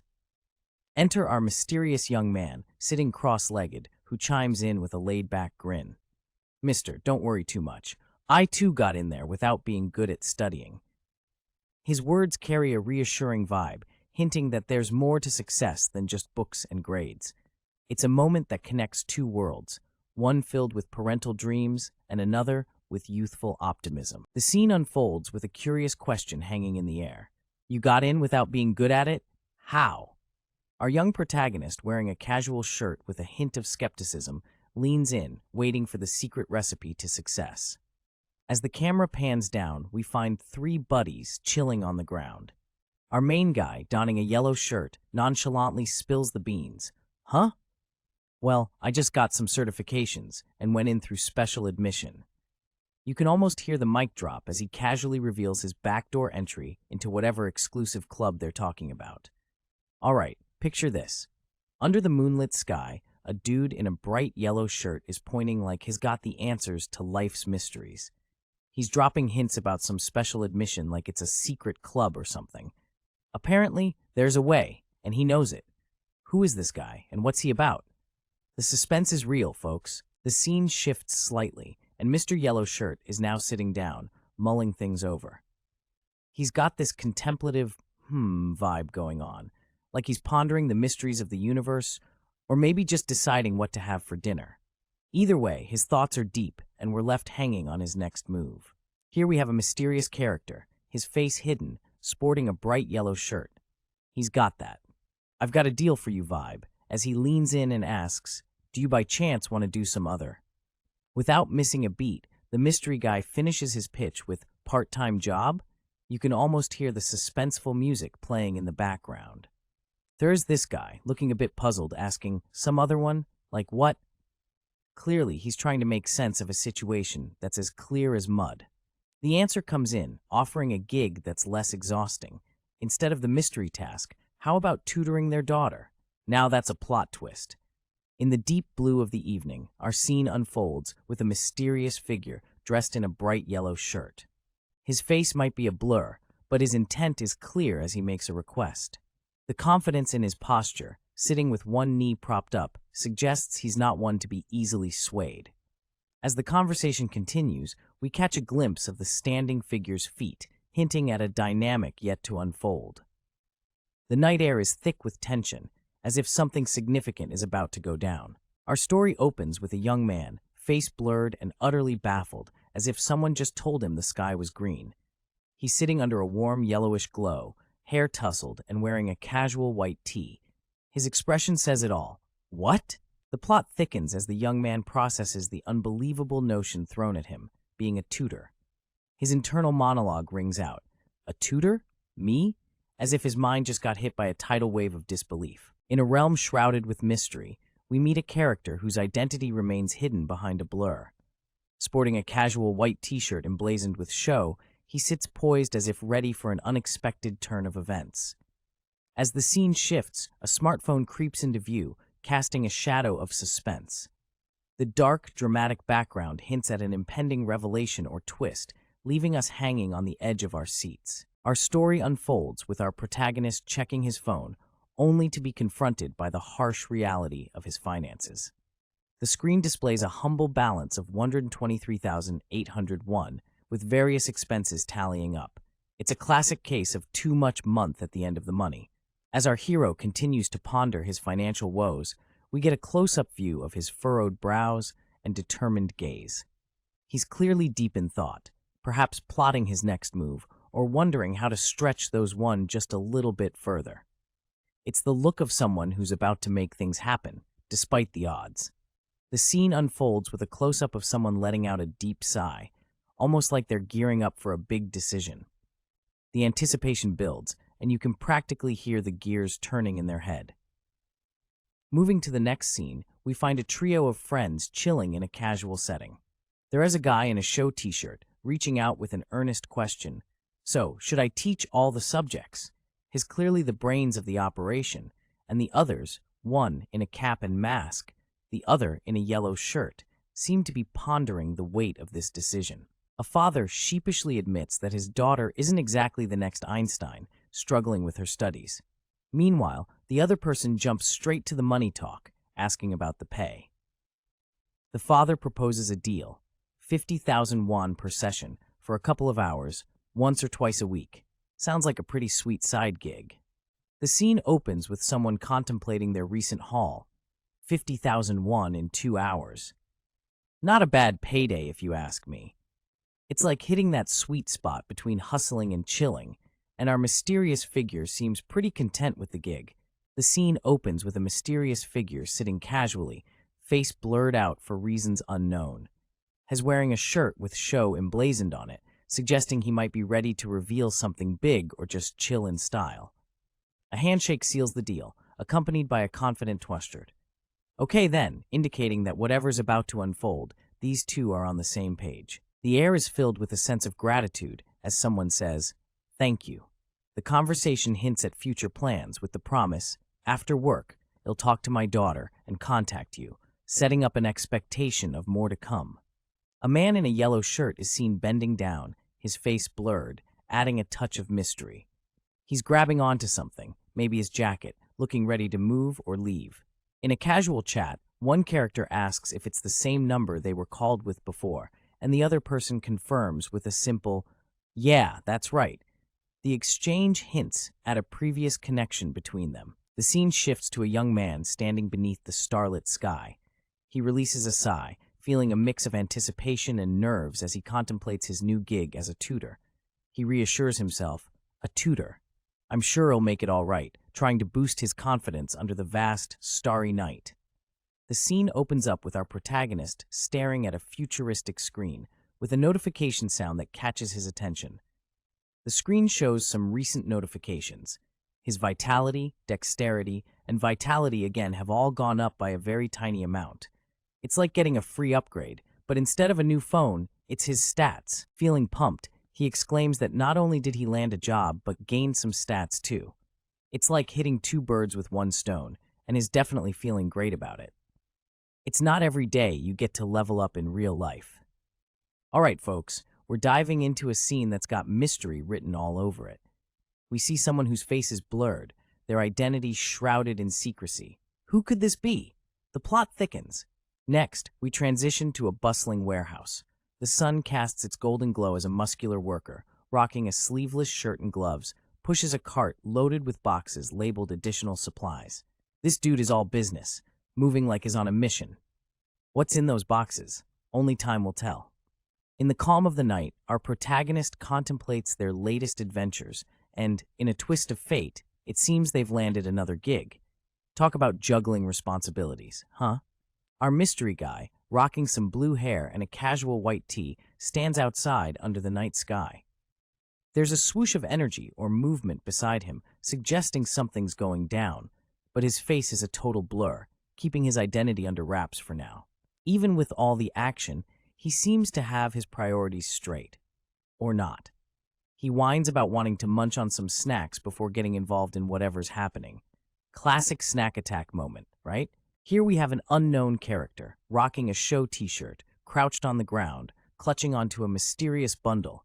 Now we can't see his face, but the dude seems pretty absorbed in whatever he's holding. Maybe he's about to unveil something mind-blowing, or maybe he's just found a rock.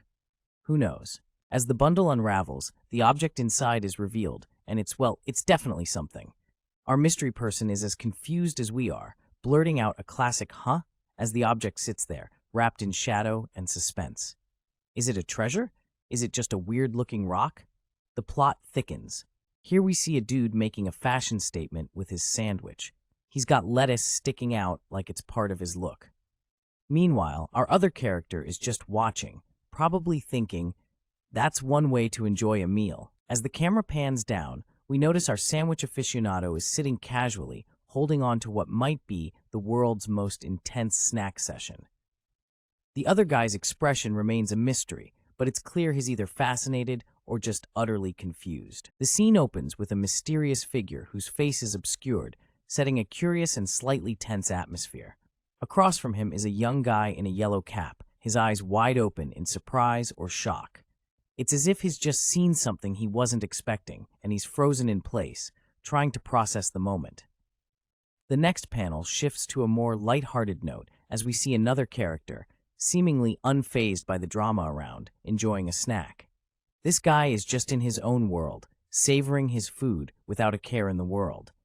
It's a classic case of being in the wrong place at the right time, or maybe the right place at the wrong time, depending on how you look at it. On a rooftop under the starry sky, someone is getting roasted with words. "You ate them all like a pig," echoes in the night, suggesting someone's been a little too greedy for their own good. The silhouettes of two characters are stark against the dim light, one squatting and the other sitting, hands raised defensively. It's clear there's some intense conversation happening, full of shadowy intentions and maybe a dash of regret. As we dive into this thrilling manhwa journey, let's take a quick moment to appreciate the talented folks behind the scenes. A big shout out to Ikon, Kim Sang-sa, and Hijo, who all played vital roles in making this story come to life. Their hard work and dedication are what bring this adventure to our screens. Silence blankets the scene, marking the end of a calm night and hinting at the dawn of a new day. The words "the next morning" appear, followed by an intrigued "oh my," as someone reacts to something unexpected, promising an interesting turn of events. In the wee hours of the morning, we find a young dude sprawled out on his bed like he's auditioning for a new kind of yoga pose. His face is a mystery, blurred out like a witness on a crime show, but his body language screams drama. This guy is having a rough start, judging by the way he's flailing around like a fish out of water. Our mystery man has now found his voice, and it's not a happy one. With a grimace that could sour milk, he cries out, "Ow, I'm dying!" Clearly, mornings aren't his thing.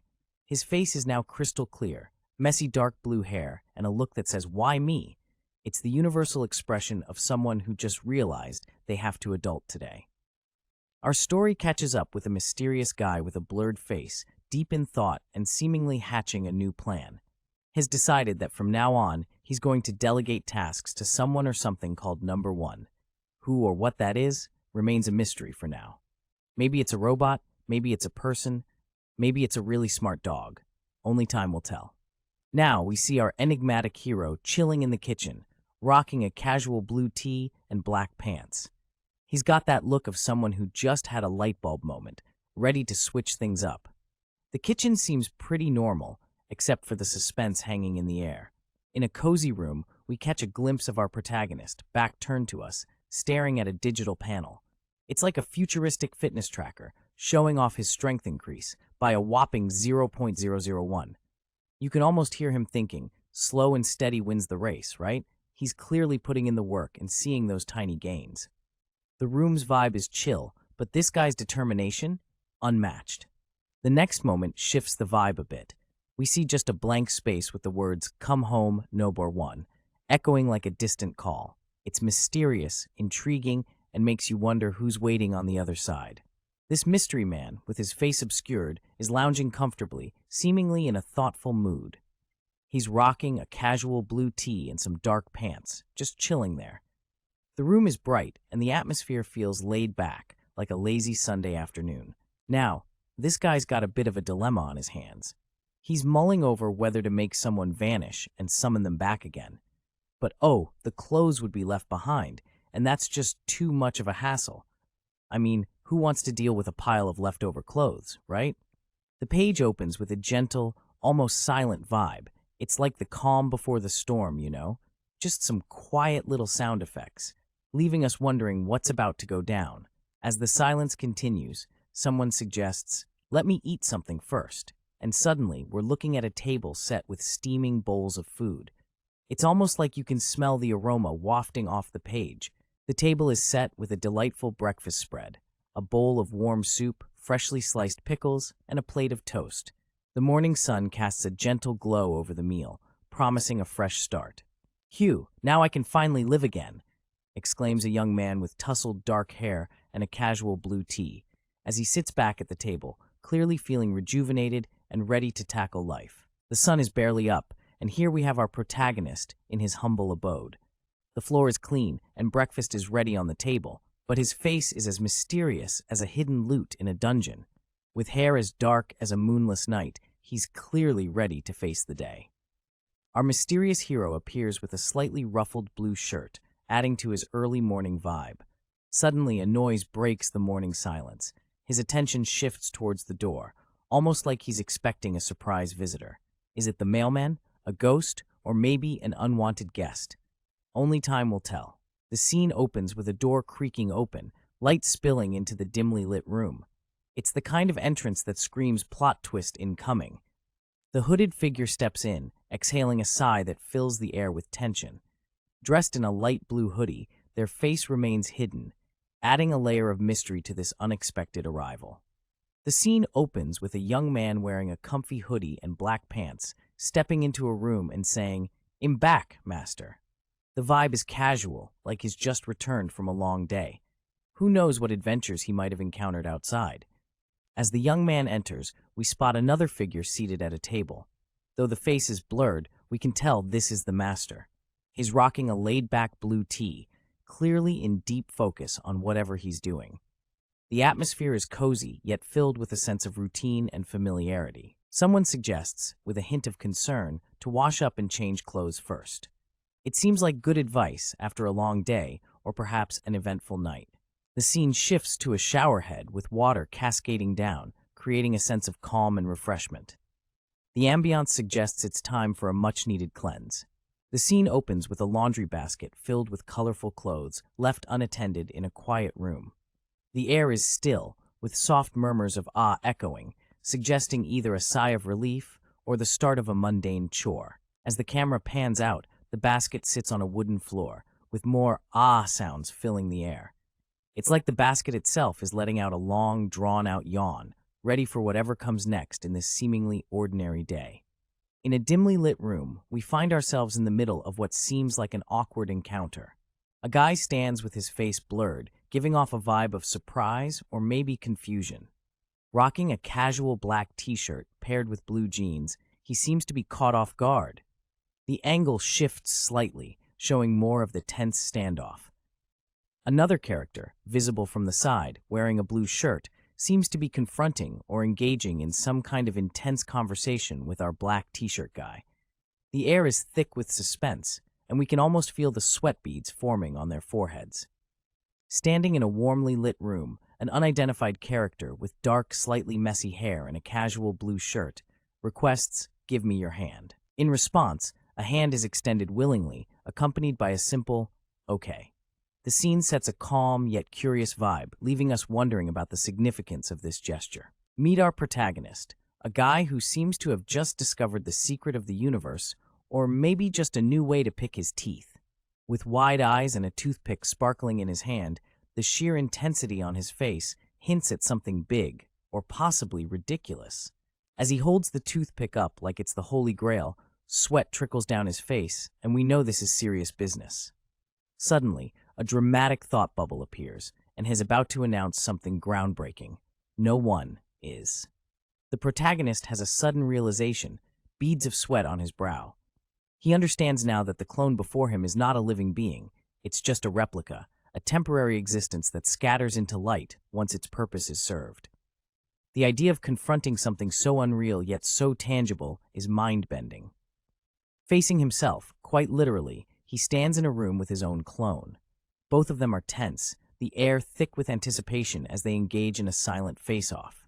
It's like looking into a bizarre mirror that reflects not just his image, but his very essence. What a trip. Alright, so we got this close-up action where fingers are delicately holding onto this tiny, mysterious red bead. The vibe here? Total intrigue, like we're on the brink of unraveling a secret. The scene zooms out a bit, maintaining the suspense. The bead is still the focus, hinting at something significant. What could this be about? The suspense is real, folks. The scene presents a mysterious figure with blue hair, wearing a black shirt. His face is obscured, but the ambiance suggests a sense of anticipation or nervousness. Amidst a cozy room, two blue-haired individuals with obscured faces face each other. One, dressed in a black shirt, extends his hand, while the other, in a blue shirt, tends to it. The latter apologizes, appreciating the former's ability to hold back, indicating a past conflict now being resolved. Amidst a canvas of blankness, a dramatic splash of red catches the eye. A bloodied cloth drapes ominously, hinting at a recent scuffle or an intense moment. A thought bubble emerges, pondering the age-old question, when will my regeneration power be unlocked? This intriguing musing suggests a character filled with anticipation and perhaps a hint of impatience. Welcome to the Hunter Wiki, where we dive into the mysterious world of special abilities. Today's feature is regeneration. It's one of the few abilities with a known unlocking method. So, how do you get this power? Simple. Inflict injury on your body, recover using your natural healing power without any external help, and repeat this until you unlock it. Sounds fun, right? A curious voice pops up, asking the question we're all thinking, will there be some signs after about a month? Meet our blue-haired protagonist, who seems to be deep in thought while sitting at his desk. He looks slightly troubled, possibly pondering over something important, with a pile of books stacked behind him, suggesting has a bit of a bookworm, or maybe just buried in work. Our guy's inner monologue kicks in, revealing he's afraid of worsening a situation. He admits it's pitiful, but resolves to stick to his current course of action. His expression shifts to a comically resigned face, showing his determination to be consistent, even if it might not be the most exciting path. Inside a room that screams book lover's paradise, our blue-haired dude, rocking a classic hoodie look, drops some wisdom on his buddy. Make as much ramen as you want, and just keep exercising. It's the kind of advice that's both delicious and healthy, if you can believe it. As the scene unfolds, our seated friend, with a look of agreement and a simple pest, okay, nods along. It seems like he's ready to embrace this ramen-fueled workout plan. The conversation continues, hinting at more plans or advice about leaving for something. Someone is being entrusted with handling parcel work and is told to be vigilant about an incoming call. Meanwhile, the speaker plans to step out briefly, suggesting an air of mystery and anticipation. The scene opens with a mysterious figure, face obscured, holding a phone with the air of someone about to embark on an epic gaming session.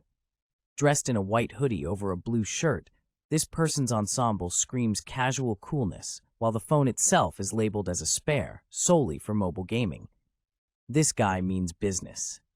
The scene transitions to focus on the lower half of our enigmatic gamer, showing off his black pants and hinting at the laid-back yet tech-savvy lifestyle he leads. The anticipation builds as we are left wondering about the adventures awaiting in the digital realm. The cityscape is dominated by the Cham Garden Medical Center, a hub of healing in the midst of modern architecture. As we zoom in, a young man, hidden beneath a hoodie, scans the area with purpose. He's on a mission, and his target? The gym that's supposed to be nearby. Amidst the vibrant backdrop of a bustling city, our mysterious figure, shrouded in a white hoodie and black pants, strolls down the street. Has got a flyer in one hand and a bag slung over his shoulder, looking like he's on a mission, or maybe just lost in thought. The city around him is bustling with life, neon signs glowing and people rushing by. You can almost hear the honking cars and murmurs of city life. Just as our mysterious guy is making his way down the sidewalk, a voice pierces through the city noise, calling out, "Hey, Sang-woo!" Seems like our hooded friend isn't so anonymous after all. Who's calling him? What's about to go down? Intrigue level, maxed out. This lively scene kicks off with a young man in a white hoodie, looking a bit surprised, possibly caught in a playful headlock. His face tells us he's not too bothered by it, maybe even a bit amused. Then, we see the other guy, with a blurred face but a clear voice, greeting him with a hearty cane. It's been a while, man. The blurred dude's got that big bro vibe, and he's dressed casually, like he's totally comfortable in his skin. Their reunion sets the stage for what feels like a long overdue catch-up between two buddies. The scene unfolds with a person, likely familiar with Kim Kyung-do, as he grabs his shirt and questions if it's really him. The tension in the air is palpable. The conversation gets a bit heated as the person holding Kim Kyung-do realizes he has lost quite a bit of weight.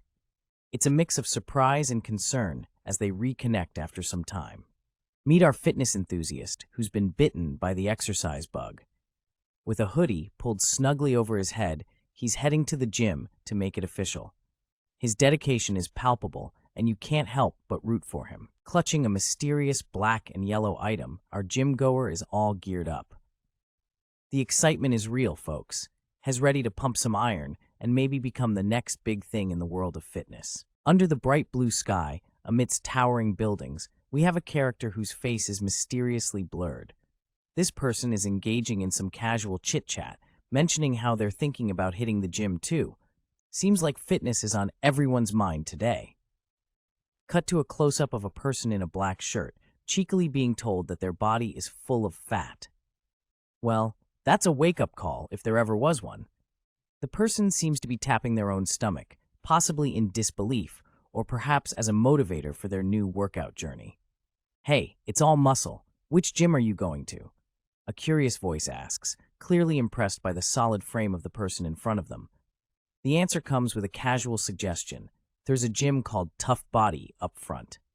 "Ah, that one. That's a good one." A big thumbs up and a grin follow this exclamation, showing a clear approval of the gym choice as the two continue their chat under the city lights.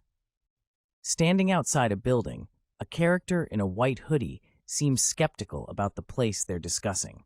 He grumbles about the price, noting that there's nothing special about it. His friend, with wide eyes and an eager grin, drops the bombshell. The gym's true charm lies in its beautiful trainer, making it clear where his priorities lie. In the middle of the city buzz, someone wonders aloud, "Was that what you meant?" An incomplete thought hanging in the air as the camera pans down. Suddenly, we see a big guy playfully dragging a smaller, nerdy-looking dude down the street. The smaller guy's face is a picture of surprise as the big guy laughs, saying, "But you aren't going there to work out." The evening is tranquil, with the soft glow of a streetlight casting a gentle ambiance over the scene. The building stands quietly, its exterior barely illuminated, setting the stage for the mystery and events about to unfold. As the camera angle shifts, we catch a glimpse of the entrance to the building. The warm light from inside spills out slightly, hinting at life within those walls. It's a subtle invitation to step inside and discover what stories lie beyond those doors. In the heart of a bustling gym, a figure stands out, their face blurred but muscles speaking volumes. Clad in a yellow tank top, this powerhouse is in the zone, lifting a dumbbell with the kind of determination that could move mountains. The gym equipment in the background suggests a place where strength and sweat meet in a harmonious symphony. Zooming in on those Herculean biceps, it's clear this isn't just a casual workout. Sweat glistens on the skin, highlighting every ripple and curve of the protagonist's arm, as if sculpted by the gods of fitness themselves. This is dedication personified, folks. The gym looks all spick and span, with a neat row of treadmills lined up, basking in the warm glow of sunlight filtering through the windows. The fan stands guard, ready to cool down anyone daring enough to break a sweat. It's the perfect setup for some serious workout vibes. Switching gears, we see someone getting down to business. A dude in a red shirt is pulling off some serious pull-ups. His muscles are flexing under the strain, and sweat glistens on his skin. This guy means business, and it looks like the gym's peaceful vibe is about to get a reality check. The room is filled with the warm hues of a typical evening, and the scene zeroes in on our mysterious, blurred-faced character who's about to dive into a plate of dumplings. You can almost hear the sizzle, smell the aroma, and feel the anticipation as chopsticks hover over the delicacy. As the dumplings make their way to the mouth of our mysterious diner, a young man with striking blue hair, eyes wide with surprise, chimes in from the side. "Wow!" "Not bad," he says, his expression a mix of curiosity and a touch of admiration. He then asks the blurred-faced character, "Don't you think so?" The scene unfolds in front of the tough body gym. Our mysterious observer, a tall and muscular figure, has his eyes set on two newcomers entering the establishment. One of them is a young guy in a white hoodie, clearly feeling a bit out of place as he steps inside, perhaps for the first time. The suspense builds as we wonder what's running through the mind of our observer. Inside the gym, the muscular man is apologizing, perhaps for his delayed greeting due to lunchtime. He introduces the place as Tough Body Gym with an inviting tone, and curiously asks if it's their first time here. You can almost feel the vibes of nervous excitement mingling in the air. A mysterious character, rocking a casual purple t-shirt, steps into an office and confidently declares, "Yes, I'm here to enroll." The scene suggests an important decision is about to unfold. With the excitement of a late-night infomercial, the conversation heats up as the enrollment officer pitches an enticing deal. Now, it's open sale time, so if you enroll for 3 months, it's 160,000 won. What do you think? Clearly, our mysterious friend is about to make an interesting choice. Our main guy, sporting that classic ward, "I just woke up like this" hair, is asking a friend to check his posture as he plans to stroll around the gym machines. He's all about getting it right, even if he's not the one sweating it out. The twist? He's got a clone ready to do all the exercising. That's right, while everyone else is breaking a sweat, our dude's clone is doing the work. And to top it off, his friend is ready to help with the payment, making this the most chill workout plan ever. The scene opens in a trendy cafe, where a mysterious figure with a blurred face sits at a table. Has got a laptop open in front of him, looking like he's about to drop some serious knowledge or maybe just order a pizza online. Across from him stands a young dude with blue hair and a white hoodie, holding out his phone like he's about to ask for a Wi-Fi password or maybe just trying to show off his latest meme collection. With a casual blush. "Here you go," the blue-haired guy hands over his phone, probably hoping for some insider info or maybe just a good playlist recommendation. The vibe is chill, but you can sense that something interesting is about to go down. Our scene opens in a gym, where the only clear detail is the bright and clean atmosphere, suggesting a day dedicated to muscle building and sweat. We see a young man in a blue shirt sitting on a bench, his face conveniently blurred as he listens to a more experienced gym goer. The guy in the purple shirt is giving a crash course on the incline press, emphasizing the importance of posture and strength. You know, the usual gym advice we all nod to, but forget 5 minutes later. The page opens with a dramatic "ha!" stretching across the panel, showing our hero launching into action. A massive object, likely a weapon, swooshes through the air, adding to the intensity of the moment. The energy is palpable as the force of the swing is captured mid-motion, with the character's hand and part of their arm visible, muscles taut and ready for impact. The next panel zooms in on the character's bare shoulder, emphasizing the physical exertion and the strain of the movement. The background is filled with speed lines, adding to the sense of rapid motion and urgency. This isn't just any regular swing, it's one fueled by determination and raw power. A weightlifting session is underway, with a 50 kilograms weight plate being hoisted upwards. The sheer strength and intensity are palpable as the weights are lifted with a firm grip. The camera zooms in on the hands, emphasizing the veins popping and the sweat dripping. The focus is on the raw power and the determination of the person behind the lift. The scene opens with an intense, almost cinematic thud sound that echoes through the gym. Our brown-haired protagonist, with a determined look in his eyes, is gazing at something that has clearly piqued his curiosity or concern. As we zoom out, we see him facing another guy whose face is blurred, creating an air of mystery. The setting is a gym with equipment scattered around, and there's an unspoken tension between these two characters. What's the deal here? Is it a showdown or just some casual gym banter? As the scene opens, we find ourselves in the hushed ambiance of a gym. Our mysterious protagonist, face conveniently blurred like a witness protection participant, is gearing up for some serious weightlifting. The gym is dimly lit, almost as if it's more about mood lighting than visibility. The focus shifts to the determined hands of our mystery lifter, gripping a hefty dumbbell with the kind of resolve that says, no pain, no gain. This is the kind of workout that doesn't just burn calories, but also fuels the soul. Our scene opens in a gym, with a mysterious figure jogging on a treadmill.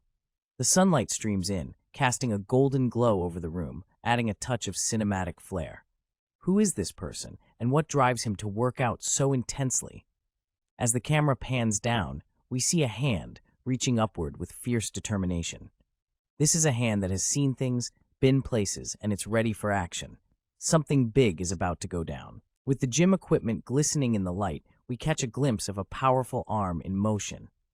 The sound effect resonates the intensity of the moment, letting us know that something serious is going down. The scene shifts to reveal a man who is the epitome of strength. Clad in a white tank top, his muscles bulge as he takes a deep breath, focusing on the task at hand. The sweat on his skin glistens under the gym lights, a testament to his dedication and hard work. Seated on what looks like a bench with his bulging biceps on full display, our muscular protagonist seems to be in awe, exclaiming how amazing something was. His posture screams confidence, as if he's just conquered a mountain, or maybe just finished a killer workout. Enter another character, with a face as mysterious as a locked treasure chest, but with a physique that suggests they've been hitting the gym hard. Our muscle-bound friend acknowledges this, noting the obvious effort put into exercising. He seems to be in high spirits, possibly sharing a light-hearted moment with his gym buddy. In a casual conversation, a mysterious character, whose face is blurred, is asked about their strength development after awakening. The person seems curious, wondering about the strength stats this guy possesses. The mysterious character chuckles, revealing that their strength stat is a humble 2.1. They joke about it, and the conversation continues with an agreement that developing strength by hitting the is beneficial. Our mysterious character, rocking a laid-back blue shirt, is having a moment of envy. It's like as watching someone lift weights with ease and saying, "Man, I wish I had that kind of strength." He muses about the hunter skill he acquired, which seems to have a strength-related twist. But then, a thought bubble pops up, questioning the power level of this common strength development. It's like Hez wondering, if this is what a standard boost feels like, just how beastly are the others who've awakened? The mystery deepens as we see those sharp blue locks and intense eyes hinting at a deeper story. Our protagonist is caught in a moment of tension, with sweat glistening down his cheek. Clearly, something big is about to go down. The narration sets the stage, telling us about the constant chatter surrounding hunters. They seem to be a big deal in this world. In a tranquil gym corner, we find our mysterious protagonist sitting on a bench press. The air is tense as he mutters about something dangerous, his mind clearly buzzing with thoughts. His hand reaches out, maybe to his phone, or perhaps something more secretive in his pocket. Suddenly, a simple hello breaks the silence, adding a splash of intrigue to the already mysterious vibe. The atmosphere is all chill as we see a guy with a blurred face, casually chatting on the phone. He introduces himself as Jang Deok Chol. Who's he calling? That's a mystery for now. The person on the other end, Sang Woo, responds with a friendly, "Ah, yes. Hello, mister." Seems like they're about to dive into an important conversation. In a friendly phone chat, someone checks if the other person got home safely yesterday. He mentions talking about a job with his daughter and wife, and asks if they have time now. Shifting to another scene, a guy with short, dark hair wearing a casual blue shirt is on the phone. He expresses that it'd be nice if the other person could come over to discuss things directly at their place. Somebody's making promises. A mysterious voice just said, "Okay, it'll be right there." Now who could it be and where are they heading? The suspense is real, folks. The scene changes to a sunny day in the city. Skyscrapers reach for the clouds, and it's looking like the perfect day for an adventure. Or maybe just a cup of coffee. Who knows? The scene opens with a bustling city, high-rise buildings casting long shadows over the streets.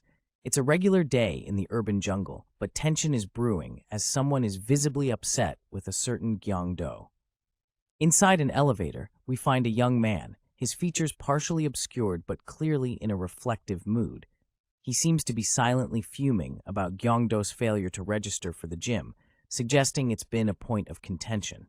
A mysterious figure steps into a dimly lit room, their identity hidden as they stand at the threshold of what appears to be an important encounter. The suspense is palpable, leaving us wondering who this shadowy character could be and what their intentions are. All right, picture this. Two dudes chilling on the street. The buff guy with short, spiky black hair and a fitted black workout shirt casually flexes his bicep, throwing a playful jab at his friend. "Hey, if I go, you won't be able to exercise well because you'll be envying me," he says with a cheeky grin plastered on his face. His friend, who sports a mop of dark blue hair and a casual hoodie, shoots back with a knowing smirk. It's because the pretty female trainer wasn't there, right? The buff guy's face drops for a split second, eyebrows raised, caught in the act. His silence speaks volumes, and the teasing continues. The scene opens with a close-up of a character's face, slightly tense, as they utter, "That's right." This feels like a pivotal moment where something crucial is being acknowledged or realized. The atmosphere is heavy, with a backdrop that suggests a mix of fear and determination. Next, we shift to a different vibe with a young character, sporting dark blue hair, seemingly strategizing. They're thinking to themselves, relieved about not having to explain abilities when sending their clone. This reveals a bit about their unique skills and the curious world they live in. A mysterious figure steps out of an elevator, dressed in a white hoodie, hands in pockets, and carrying a backpack. The elevator doors slide open, revealing a hint of anticipation in the air. The figure's eyes lock onto the number 603, with a question hanging in the air. Is it here? It's as if the person has been searching for something important, and this might just be the place. The air is buzzing with noise, and someone is clearly not happy about it. A thought bubble appears. It's kind of noisy, setting the stage for an intriguing encounter. Enter our protagonist, mid-rant, questioning his dad's unilateral decisions. "I mean, why would you decide that as you wish, Dad?" he blurts out, clearly exasperated. The tension is as thick as a bowl of oatmeal left out overnight. All right, folks, picture this. A typical household scene where a character with a blurred face is barking some orders. "Tell the tutor not to come and then leave," he says with a sense of urgency. But wait, the plot thickens as a blue-haired guy, clearly caught off guard, zips into the scene with a loud, "Ub!" What's going on here? Is this a race against time or just a regular day in the life of these characters? In the next panel, the blurred face character continues. "I'm going to work. If you don't want to do it, tell him yourself." Wow, talk about passing the buck. Seems like someone's got a busy schedule and no time for tutor shenanigans. Who's going to step up and handle this tutor situation now? The scene opens with a man whose face is filled with surprise. His eyes widen and his mouth slightly agape as he exclaims, "Oh, clearly something just caught his attention." The man's expression turns into a contemplative gaze, as if he's processing what he just noticed. The background hints at a grand building, possibly a school or an institution, suggesting the man might have stumbled upon something significant there. Our story kicks off with a young man, his eyes leaking tears like a broken faucet, as he clutches his head. He mutters, caught off guard. What could have possibly rattled him so? Next up, we shift gears to a hallway view, a door slightly ajar, light spilling into the room. It's as if the world just flipped on its axis. Enter stage left. Our distressed young man, now sitting on the floor with a friend standing over him, looking concerned. "Ayu," he groans, clearly feeling the effects of whatever just went down. Along comes a girl with striking purple locks, her face blurred, but her surprise evident. She echoes, sharing in the general confusion of the moment. The camera pans down to reveal our mystery girl's school uniform, complete with a neat white blouse and a sharp red skirt.